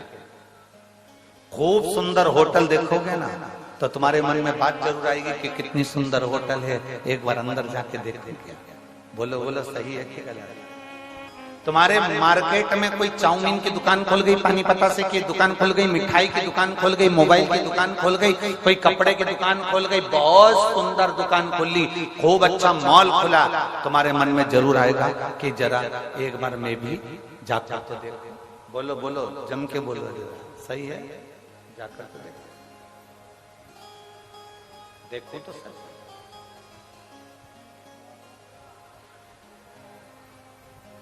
सुंदर कपड़े की दुकान तुम्हारे मन में आया कि मैं जाकर देखूं। सुंदर, बहुत सुंदर बंगला बना है, जाकर देखूं कि अंदर कोई है कि नहीं। मन में उत्सुकता, अच्छा एलिवेशन देखा तो तुम्हारे मन में भाव प्रकट हो गया कि मैं अंदर जाकर देखूं।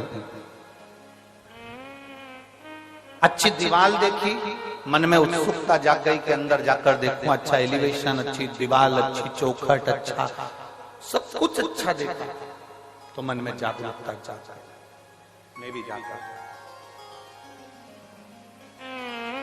अच्छा एलिवेशन देखकर लोग आपके घर में आते हैं, अच्छी दीवार देखकर लोग आपके घर में आते हैं, अच्छा कपड़ा देखकर लोग तुम्हारी दुकान पर आते हैं, अच्छी पर्दे देखकर लोग तुम्हारी दुकान पर आते हैं, तुम्हारे घर पर आते हैं, तुम्हारी चौखट पर आते हैं। जैसे अच्छी एलिवेशन, अच्छी दुकान, अच्छा कपड़ा, अच्छा मोबाइल, अच्छा किराना देखकर दुनिया के लोग आपकी दुकान में और आपके घर में आते हैं, उसी तरह मेरा महादेव तुम्हारा घर अच्छा देखकर नहीं, तुम्हारा कपड़ा अच्छा देखकर नहीं, मेरा महादेव तुम्हारा दिल अच्छा देखकर तुम्हारे घर में प्रवेश कर। मेरा महादेव कभी भी ये देखकर नहीं आया कि तुम्हारा मकान कितना बड़ा है, मेरा महादेव ये देखकर नहीं आया कि तुम्हारा घर कितना बड़ा है, मेरा महादेव ये देखकर नहीं आया कि तुम्हारे पास में संपदा कितनी है, मेरा महादेव केवल ये देखकर आया कि तुम्हारी चित्त वृत्ति में शिव की भक्ति कितनी है। और शंभो शरणे पड़ी मांगू घड़ी रे घड़ी,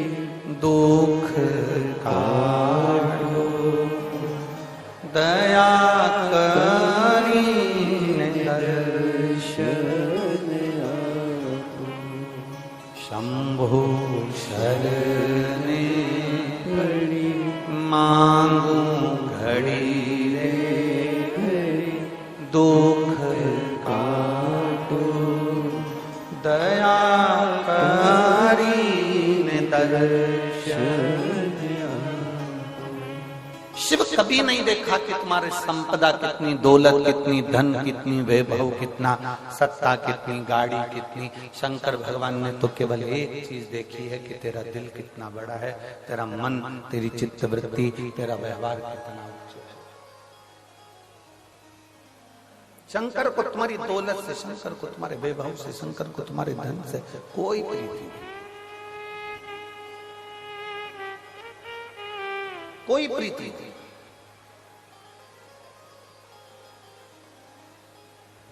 कल गोविंद जी बता रहे थे कि गुरुजी हम तारा बाबा जी से कहते थे कि आपकी झोपड़ी छोटी सी है, इसको बड़ा कर दें।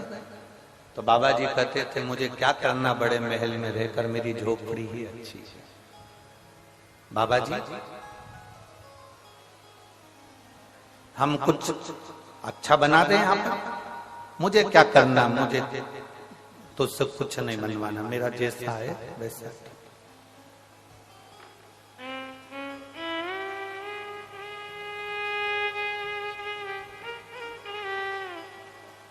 क्योंकि बाबा जी को एक बात मालूम थी, जो शंकर का उपासक होता है ना,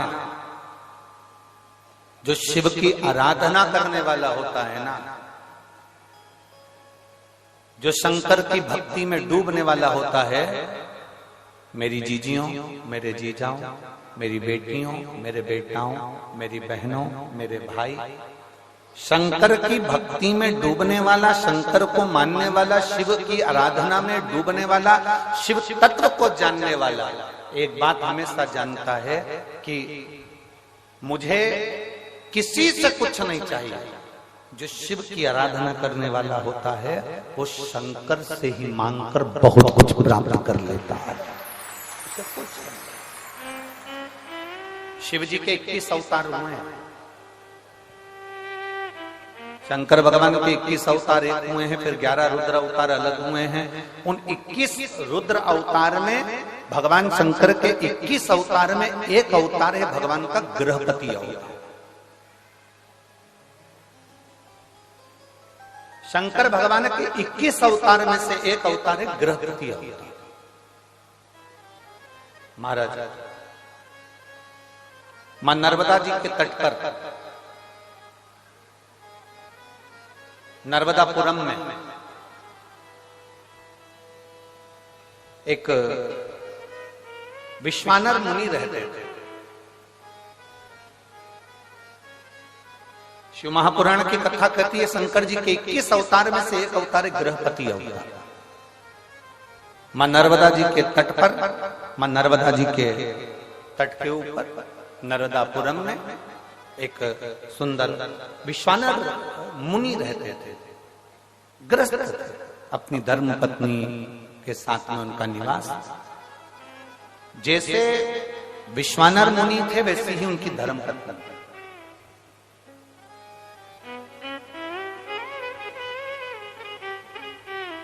बहुत कम घर होते हैं जिन घरों में अगर पति धर्मात्मा है तो पत्नी धर्मात्मा हो, पत्नी धर्मात्मा हो तो पति धर्मात्मा हो।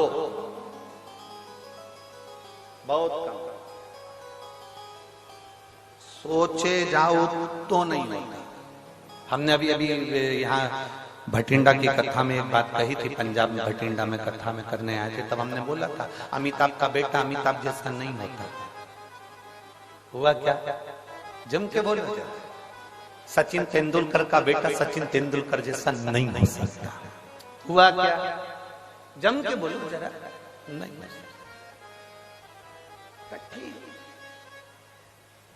एक अच्छे से अच्छा मुख्यमंत्री हो, प्रधानमंत्री हो, मिनिस्टर हो, कहीं का भी मंत्री हो, तो उसका बेटा उसके जैसा नहीं हो ही नहीं सकता। क्योंकि मेरे भोले बाबा एक बार जिसको जन्म दे देते हैं, एक बार जिसको जन्म दे देते हैं और उसमें इतना टैलेंट देकर पैदा करते हैं, उसमें ऐसा ज्ञान देकर पैदा करते हैं, उसके जैसा भगवान दूसरा नहीं बनाता, उससे कम बनाएगा पर उसके जैसा नहीं बना पाएगा।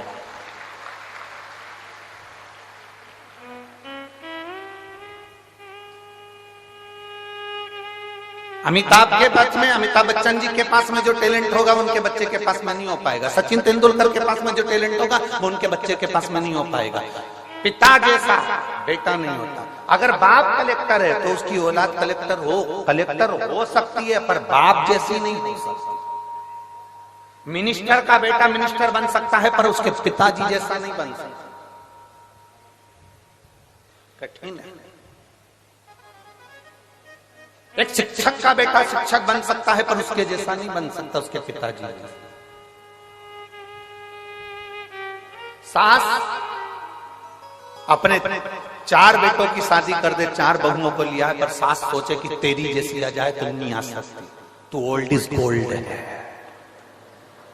कहा तेरे जैसा है, तेरे बराबर कोई नहीं आ सकता। तो तुम अपने से क्यों किसी को होड़ कर रहे हो?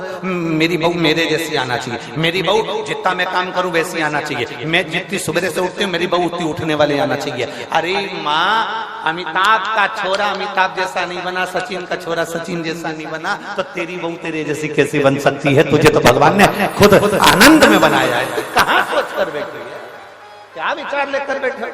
मेरी बहू मेरे जैसी होना चाहिए। मैं 4 घंटे काम करूं तो मेरी बहू भी 4 घंटे काम करे, मैं 10 घंटे काम करूं तो मेरी बहू भी 10 घंटे काम करे। नहीं हो सकता, कभी नहीं हो सकता। इसलिए जो नहीं हो सकता उसको छोड़ो और लड़ना बंद करो।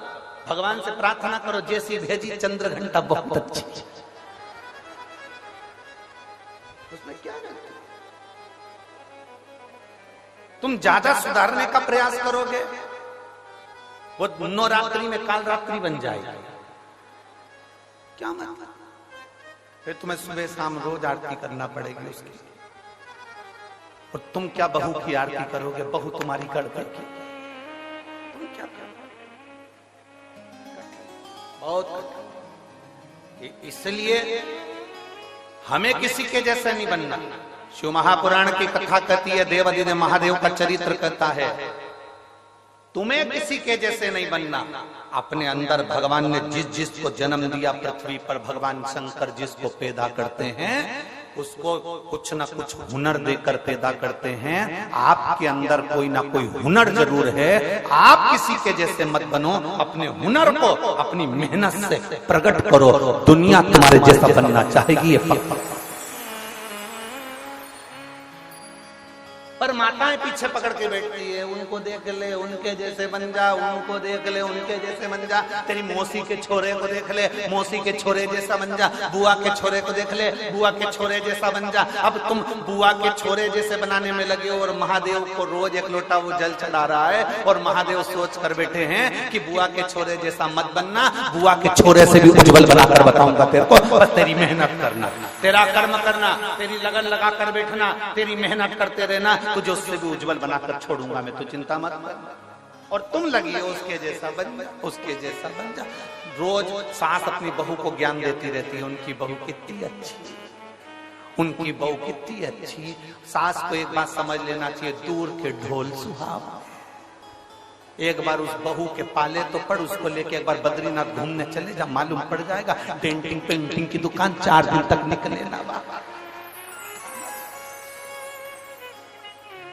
हमें लग रहा है अच्छी है।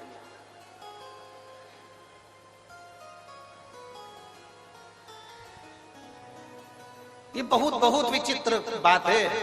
हर पत्नी को ये लगता है तुम्हारा दोस्त कितना अच्छा है,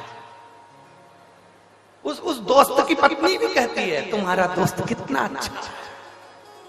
बस ये दोनों की भ्रम रहा है। उसको लग रहा है कि भैया जी अच्छे हैं, उनकी पत्नी को लग रहा है भैया जी अच्छे हैं। अब उनको क्या मालूम कि दोनों ही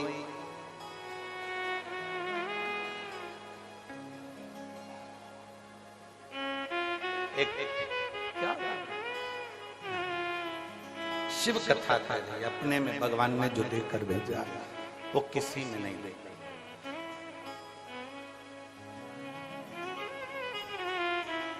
और दया की ना हो जो आदत तुम्हारी तो सोनी रे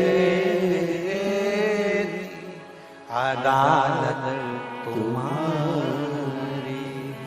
गरीबों के दिल में जगह तुम न पाते तो किस दिल में होती इबादत तुम्हारी, तो किस दिल में होती इबादत तुम्हारी। बहुत सोच से मिले, जिसके ललाट में जो लिखा है वो होना है, जो निश्चित है उसका सोचे से मतलब।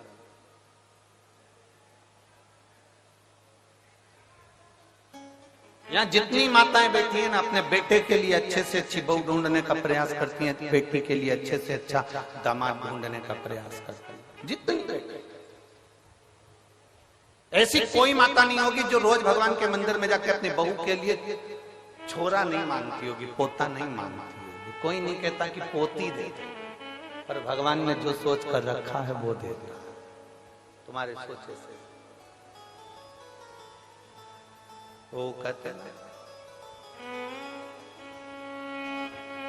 भोले बाबा अमर वरदान दे दो, भोले बाबा अमर वरदान दे दो। जैसी बेटी है दामाद दे दो, जैसी बेटी है वैसा दामाद दे दो। बेटी हमारी है राधा के जैसी, बेटी हमारी है राधा के जैसी, कान्हा के जैसा, कान्हा के जैसा दामाद दे दो। जैसी बेटी है वैसा दामाद दे दो।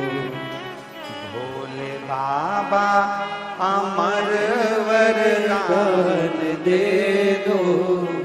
जैसी बेटी है वैसा दामाद दे दो। बेटी हमारी है लक्ष्मी के जैसी, बेटी हमारी है लक्ष्मी के जैसी, नारायण जैसा दामाद दे दो। नारायण जैसा दामाद दे दो। जैसी बेटी है वैसा दामाद दे दो। जैसी बेटी है वैसा दामाद दे दो। भोले बाबा अमर वरदान दे दो। भोले बाबा सदा वरदान दे दो। जैसी बेटी है वैसी, बेटी हमारी है गोरा के जैसी, बेटी हमारी है गोरा के जैसी, आप जैसा ही हमको दामाद दे दो। आप जैसा ही हमको दामाद दे दो। जैसी बेटी है वैसा दामाद दे दो।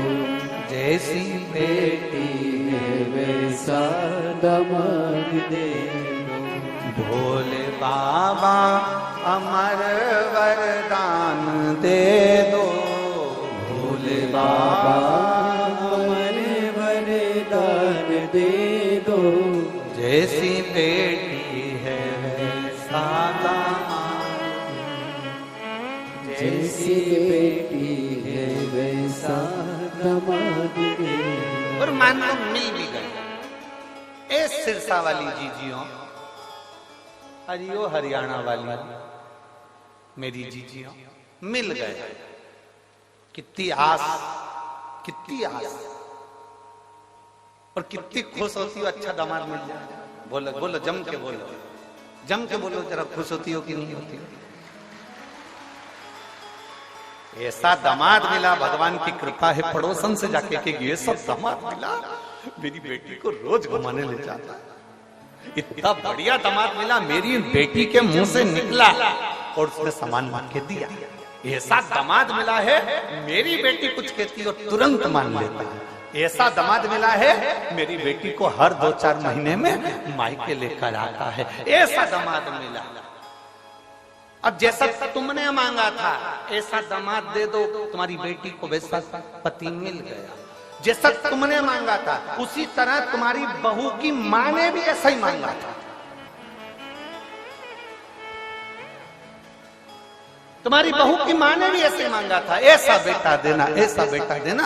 अब तुम्हारी बेटी का पति घुमाने ले जाए तो अच्छा, तुम्हारी बेटी का पति तुम्हारी बेटी को चाउमीन खिलाने ले जाए अच्छा, तुम्हारी बेटी का पति तुम्हारी बेटी को सोने के जेवर पहनाए तो अच्छा, तुम्हारी बेटी का पति उसको ले जाकर मायके घुमा कर लाए तो अच्छा। और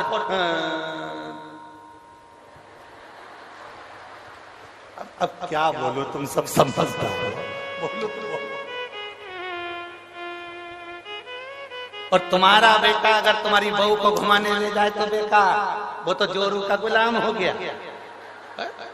दामाद ले जा रहे तो अच्छा, दामाद खिला रहे तो अच्छा, दामाद पढ़ा रहे तो अच्छा, दामाद सोने की रकम दिलाए तो अच्छा। मेरा दामाद जैसा कोई नहीं, मेरे बेटी का पति इतना बढ़िया, मेरी बेटी का पति अच्छा बढ़िया। तो आप भी अपने बेटे से कहो, बेटा जैसे तेरे जीजा, जैसे तेरे दामाद बेटी का सम्मान करते हैं, तू मेरी बहू का सम्मान कर। तो लगना चाहिए सामने वालों को कि दामाद अच्छा। दूर के ढोल, बस बस दिक्कत ही तो यही है सिरसा वाली जीजियों, दिक्कत सबसे बड़ी यही आ रही है, बड़ी यही तो पड़ी है, दिक्कत यही है सबसे बड़ी।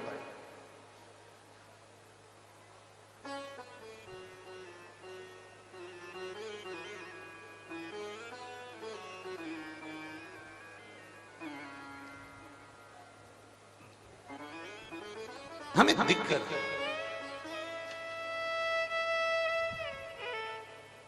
शिव कथा कर रहे हैं।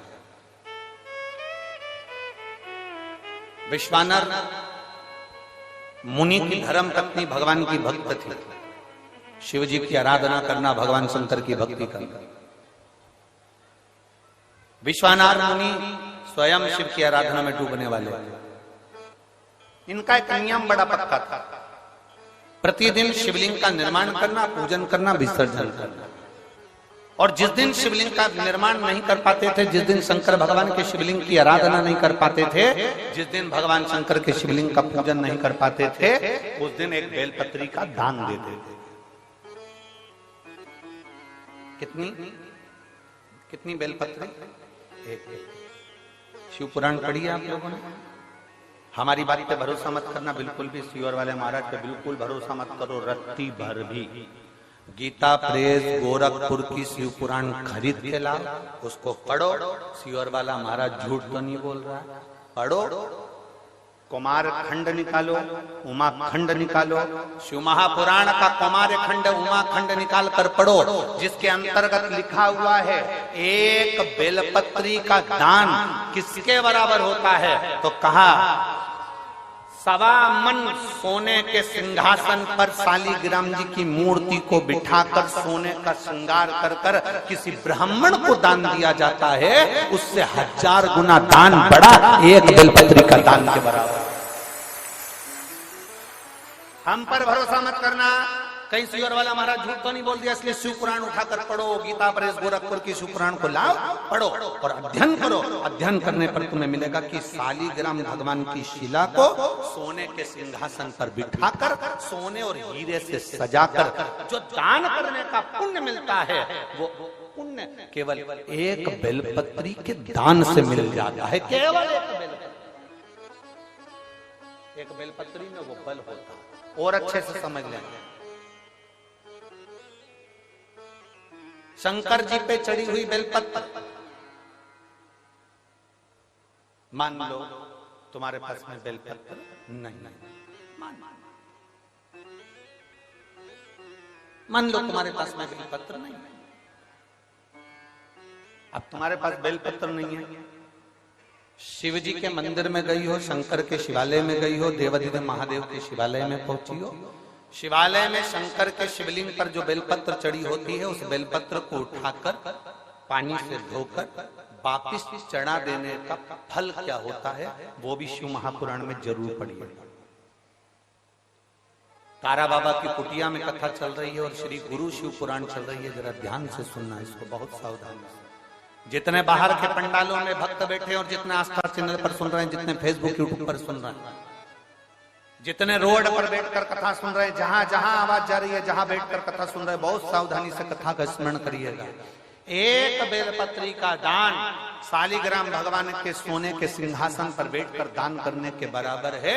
शंकर भगवान के शिवलिंग पर चढ़ी हुई बेलपत्र को धोकर वापिस शंकर भगवान के शिवलिंग पर चढ़ाने का जो पुण्य है, कहा भारत की भूमि पर 26,000 जो पवित्र नदियां बनी हैं, उन नदियों में आप स्नान कर कर आएंगे और चारों धामों का दर्शन, 12 ज्योतिर्लिंग का दर्शन, आप सारी सप्तपुरियों का दर्शन कर कर आएंगे। उसका जो पुण्य फल होगा, एक बेलपत्री को शंकर पर से उठाकर मिलाकर वापिस शंकर को चढ़ाने का ये फल हमें तुरंत प्राप्त हो जाता है। केवल एक बेलपत्री को उठाकर धोकर चढ़ा देंगे, ये फल प्राप्त है।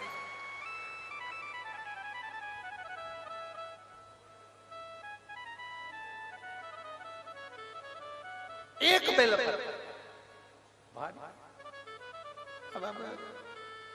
ना जाने कौन कौन ने ऐसा नियम बना दिया, हमें तो समझ में नहीं आता। थोड़ा सा दुनिया के लोग लोभ लालच में नियम बनाए हो तो बात दूसरी।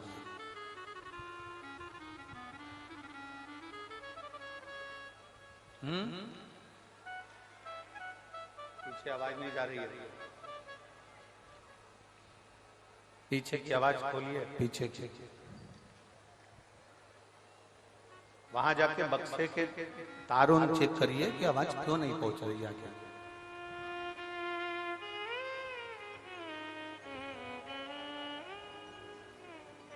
ना जाने कौन कौन ऐसा नियम बना दिया, हमारे पुराण में नहीं है। फिर निवेदन करेंगे, बहुत सावधानी से सुनिएगा कथा। लोगों को थोड़ा बुरा लग सकता है हमारी कथा, तो वो तो लगता रहता है, उसमें स्मरण ना करें। किसी पुराण के अंदर यह नहीं लिखा कि चांदी की बेलपत्र बनाकर भगवान शंकर को समर्पित करो। ठीक है, समझ में आ रही है ना बात?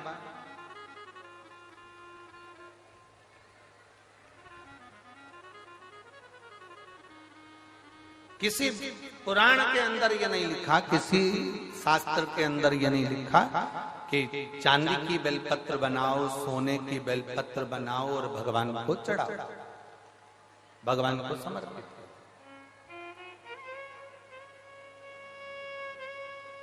ये हमारे यहां कहीं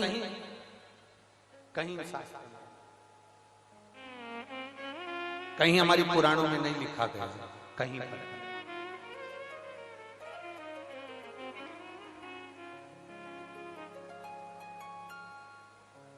शंभु शरणे पड़ी मांगो घड़ी रे घड़ी, दुख काटो दया करी मैं दर्शन आपो।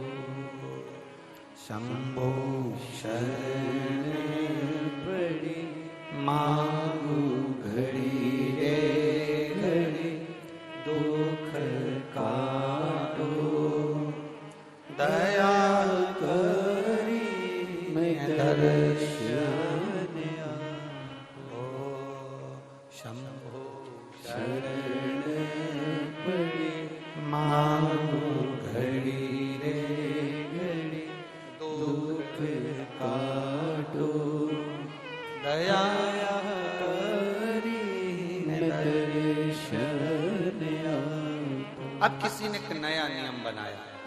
चांदी की बेलपत्र शंकर जी को चढ़ाना, सोने की बेलपत्र शिव जी को चढ़ाना। ये हमारे शिव महापुराण के एक भी 24,000 श्लोक में से एक भी श्लोक में कहीं चांदी और सोने की बेलपत्र का प्रसंग नहीं। किसी को जरूरत पड़ने लगी होगी चांदी की बेलपत्र की तो उसने चढ़वा दी होगी, किसी को सोने की बेलपत्र की जरूरत पड़ी होगी तो उसने चढ़ा दी। वो अपना प्रसंग अपनी जगह। सोने की बेलपत्र क्या कोई साधारण सा शिव भक्त चढ़ा सकता है? जम के बोलो जरा। चांदी की बेलपत्र कोई साधारण सा शिव भक्त चढ़ा सकता है क्या? अगर चांदी और सोने की बेलपत्र का नियम आया है तो फिर तांबे पीतल की क्यों नहीं आया? एल्युमिनियम की क्यों नहीं आया? कपड़े की बेलपत्र का क्यों नहीं आया? कागज की बेलपत्र का नियम क्यों नहीं आया? आया तो सोने और चांदी की बेलपत्र का नियम आया। ये हमारे शास्त्र के हिसाब से, ये हमारे शिव पुराण के हिसाब से बिल्कुल नहीं। दूसरे को देखकर कभी मत विचार करना। कई लोग उज्जैन महाकाल का दर्शन करने जाते हैं, कई लोग ओमकारेश्वर का दर्शन करने जाते हैं, कई लोग विश्वनाथ जी का दर्शन करने जाते हैं, तो वहां डलिया मिलती है फूल पत्ती की, तो उसमें एक चांदी की बेलपत्र भी रख देते हैं कि ये चांदी की बेलपत्र वो चढ़ाएंगे और आपको दे देंगे, तो आप वो चांदी की बेलपत्र ले जाके अपनी अपनी तिजोरी में, अलमारी में, अपने अपने घर में रख ना।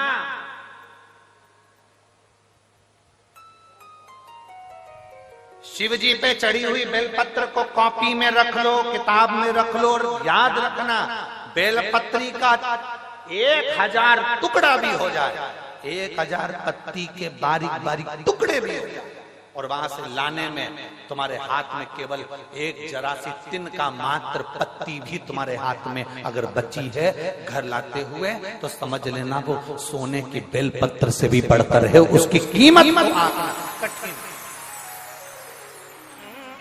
उसको कीमत को आंकना कठिन है, कीमत आंकना कठिन है।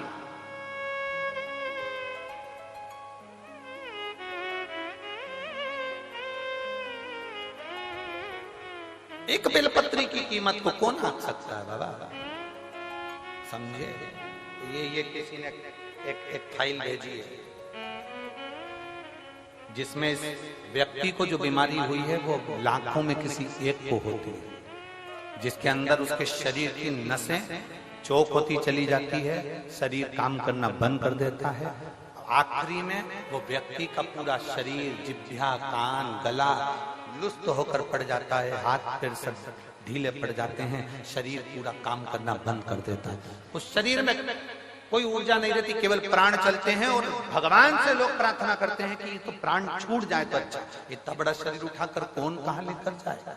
जो हिल नहीं सकता, जा नहीं सकता, एक बीमारी जिसको डिस्टेमिया कहते हैं, ऐसी बीमारी इस व्यक्ति को हो गई थी, जिसने पूरी डॉक्टर की रिपोर्टें और पूरे चीजें लगाई है उस व्यक्ति ने, और अपनी पूरी, पहले आप फोटो देखिए उस व्यक्ति का जो पड़ा हुआ है, जो एलईडी वाले हैं वो एलईडी पर दिखाएंगे, आस्था चैनल वाले आस्था चैनल पर दिखाएंगे। जिस व्यक्ति का शरीर, हाथ, पैर, गर्दन कुछ भी काम नहीं करता था, केवल पड़ा रहता, उसका कोई शरीर काम नहीं करता, कोई शरीर उसका कार्य नहीं करता। अब उसके पत्र पर अपन ध्यान देंगे।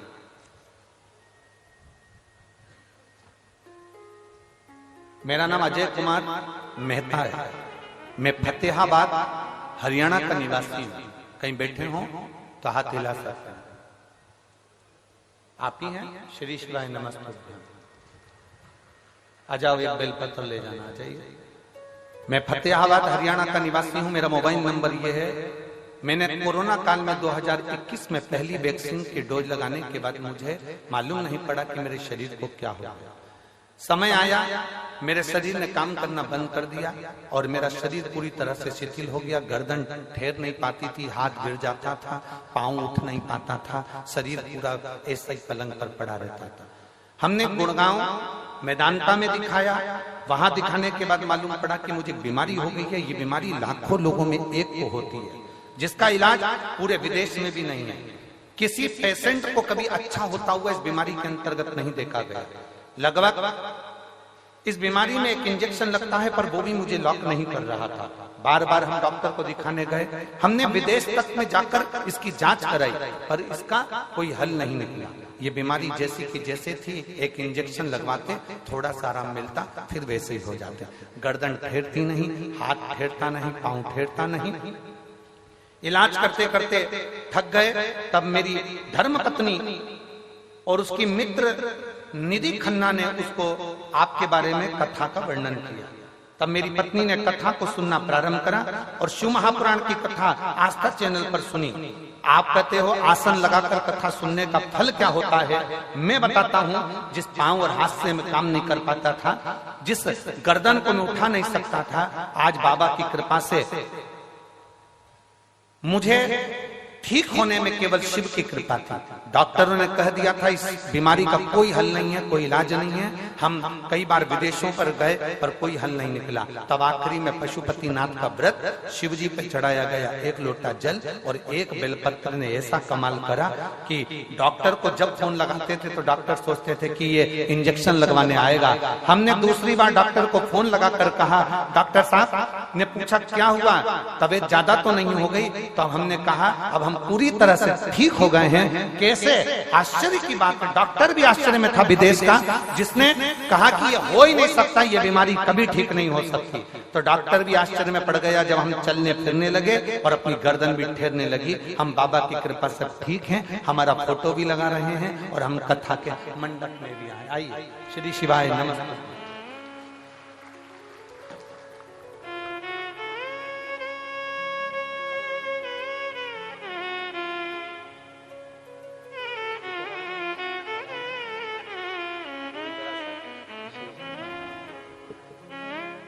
पत्र भेजा, ये शिव तत्व है। जो व्यक्ति पलंग से नहीं उठता था, जिसका शरीर काम नहीं करता, लाखों में किसी एक को वो बीमारी हो जाती है जिसमें शरीर पूरा तरह से चोक हो जाता है।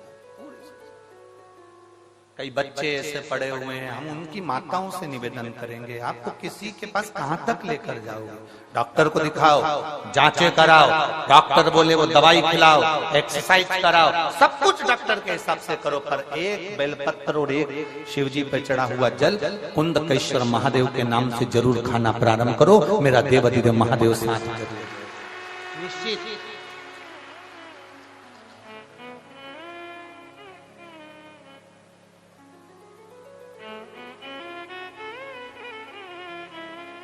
और तेरी कृपा बिना न हिले एक भी अणु, लेते हैं श्वास तेरी कृपा से तनु तनु।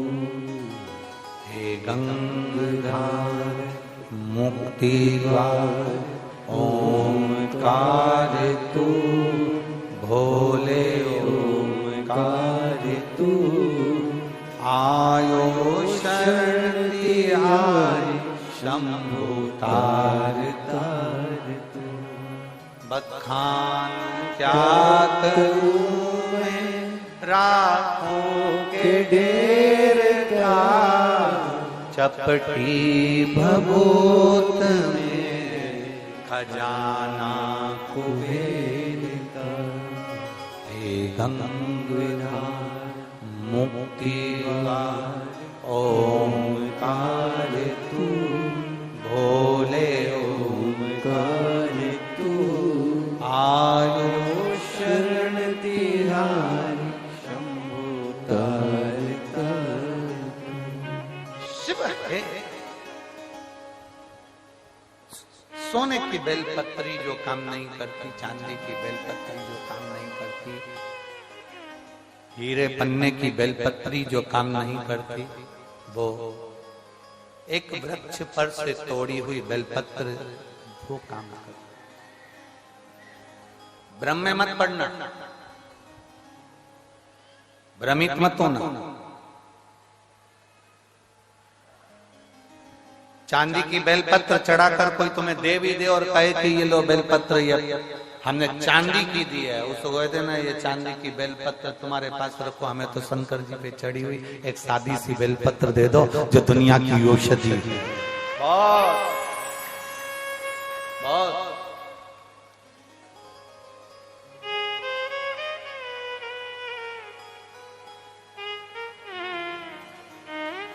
समझना कठिन है। ये शंकर की कथा नहीं है। ये आप लोगों को लग रहा होगा कि तारा बाबा की कुटिया में शिव महापुराण की कथा चल रही है। ये शिव पुराण की कथा नहीं है। ये तारा बाबा जी ने 7 दिन संपूर्ण विश्ववासियों के लिए एक शिविर लगाया है। जो आ गया वो अपने जीवन की सारी खुशियां बटोर कर तारा बाबा की कुटिया से ले गए। शिविर आप धारण करो, आप समझो क्यों उसका स्मरण इतना प्रबल है, क्यों शंकर की कथा का रसतत्व इतना प्रबल होता है, क्यों शिव भक्ति का रसतत्व इतना प्रबल होता है।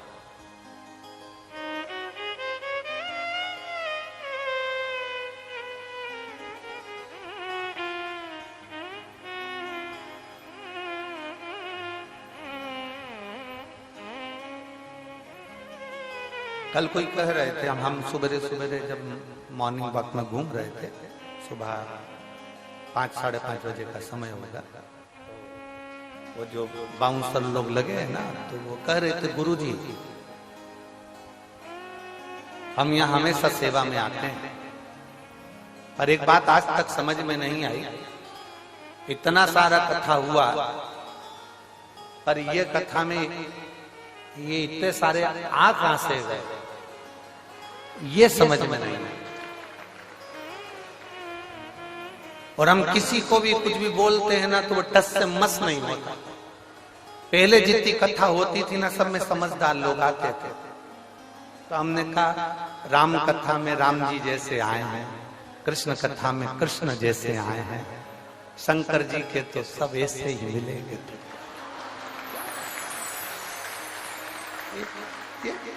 हटने कोई तैयार नहीं होते। गुरु जी शिव पुराण में ऐसा क्या है? हमने कहा तुम भले 7 दिन की सेवा में लगे हो, पर 3 महीने के अंदर तुम्हें मालूम पड़ेगा कि शिव महापुराण में है क्या। हम नहीं बोल कर जाएंगे कि इसमें है क्या।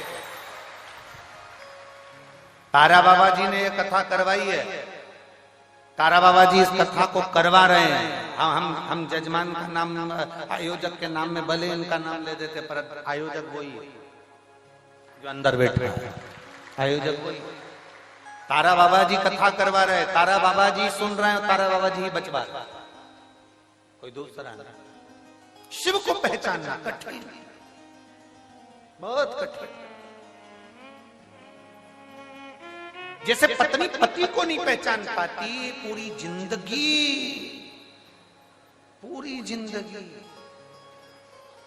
नहीं पहचान सकती। कब एक पति पत्नी गार्डन में घूम रहे थे, गार्डन में घूमते घूमते सामने से कुत्ता आ गया। कुत्ता पति पत्नी की ओर बढ़ रहा था, पति को डर लगा, पत्नी ने पति का हाथ जम के पकड़ लिया, ये कुत्ता मुझे खा जाएगा। कुत्ता और पास में आया, पत्नी और घबराई, पति को लगा ये कुत्ता मेरी पत्नी को ना काट खा, कुत्ता मुझे काट खाएगा चल जाएगा, पर पत्नी को ना काटे, क्योंकि पत्नी को काटा तो कल बच्चों का टिफिन कौन बनाएगा, बच्चों को स्कूल कौन पहुंचाएगा। कुत्ता मुझे काट खाए पर पत्नी को ना काटे। कुत्ता और आगे बढ़ा, पति घबरा गया, पति घबराया, कहीं कुत्ता मेरी पत्नी को ना काट ले, तो पति ने तुरंत पत्नी को अपनी गोदी में उठा लिया। तुरंत पत्नी को गोदी में उठाया, कुत्ता भाग गया। कुत्ता भागा, इसने पत्नी को नीचे उतारा, पत्नी चिल्ला के दौड़ी, तुम्हारे जैसा बेवकूफ आदमी कहीं नहीं देखा। दुनिया के लोग कुत्ते को भगाने के लिए पत्थर उठाते, तुमने मुझे उठा लिया। कौन समझाए तो समझाए कौन? अरे ओ बावरी, उसने तेरा तो इसलिए उठाया था कि तुझे ना काटे, पर तुझे लगा कि वो मार देंगे। समझ कोई नहीं। सबसे कठिन काम है, बहुत कठिन, कुछ नहीं कठिन।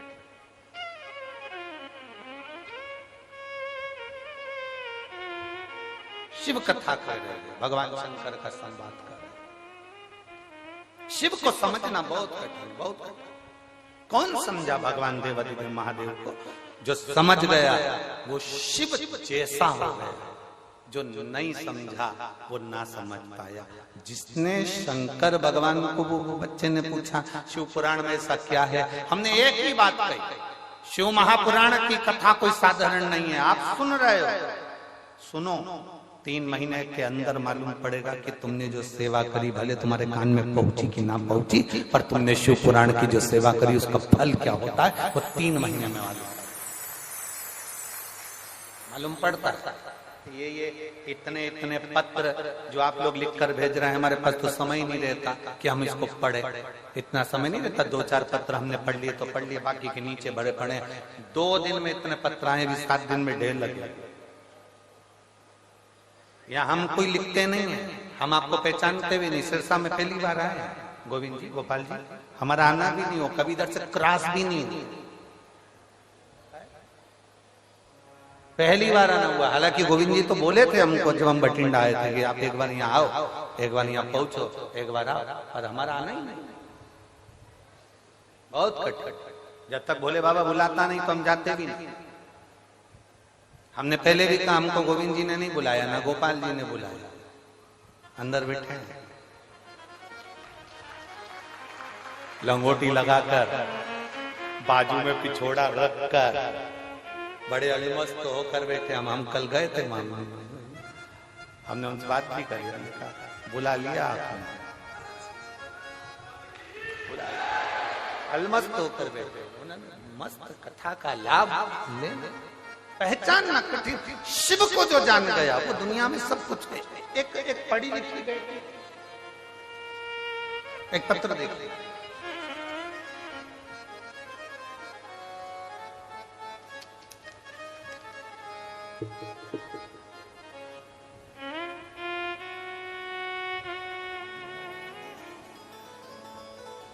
मेरा नाम कौशल्या और मेरे पति का नाम महेंद्र कुमार है। गांव केलनिया, ठीक बोला है? हाँ, तुम समझ जाना, ठीक है, बाकी के तो जाने दो। आप ही हैं? हाथ हिला दो एक बार। श्री शिवाय नमस्ते। गांव केलनिया, सिरसा की रहने वाली हूँ गुरुजी। मेरे बाबा महादेव की कृपा में 14 साल से हरियाणा पुलिस में सरकारी नौकरी कर रही हूँ। हरियाणा पुलिस में मैं 14 साल से सरकारी नौकरी कर रही हूँ गुरुदेव। हंसी खुशी की जिंदगी जी रही थी। एक दिन अचानक 19 दिसंबर 2022 को मेरे पति महेंद्र कुमार का एक्सीडेंट हो गया और सर में इतनी ज्यादा चोट पहुंच गई कि डॉक्टर ने हाथ में केस लेने को मना कर दिया। बहुत मुश्किल था, डॉक्टर के हिसाब से ये जा चुके थे, ऐसा उन्होंने बोल दिया। पति के सर का ऑपरेशन हुआ, फिर भी सर की राइट साइड की हड्डी निकाल दी गई और हड्डी निकालने के बाद डॉक्टर साहब ने उनकी जान बचाने का प्रयास किया। साफ साफ डॉक्टर ने कह दिया कि हम प्रयास कर रहे हैं पर भरोसा नहीं है कि बचेगा ना बचेगा। कुछ देर बाद सांस भी चलेगी कि नहीं चलेगी इसका कोई भरोसा नहीं। शायद मेरे देव अधिदेव महादेव ने, क्या वर्णन करूं गुरुदेव, डर गए, घबरा गए। तब डॉक्टर से कहा कि आप अपना काम करो, मेरा महादेव बचाएगा जरूर, ये निश्चित है। और शिव जी की ऐसी कृपा हुई कि बाबा देवादिदेव महादेव का स्मरण करा, श्री शिवाय नमस्तुभ्यम का जाप किया। एक बेलपत्र लाकर शंकर जी का मंदिर जो हॉस्पिटल के पास में था उसमें से उठाकर ऑपरेशन के लिए ले जाते समय उनके साइड में रखकर भेज दिया। मैं बाबा का क्या गुणगान करूं गुरुदेव, जो डॉक्टर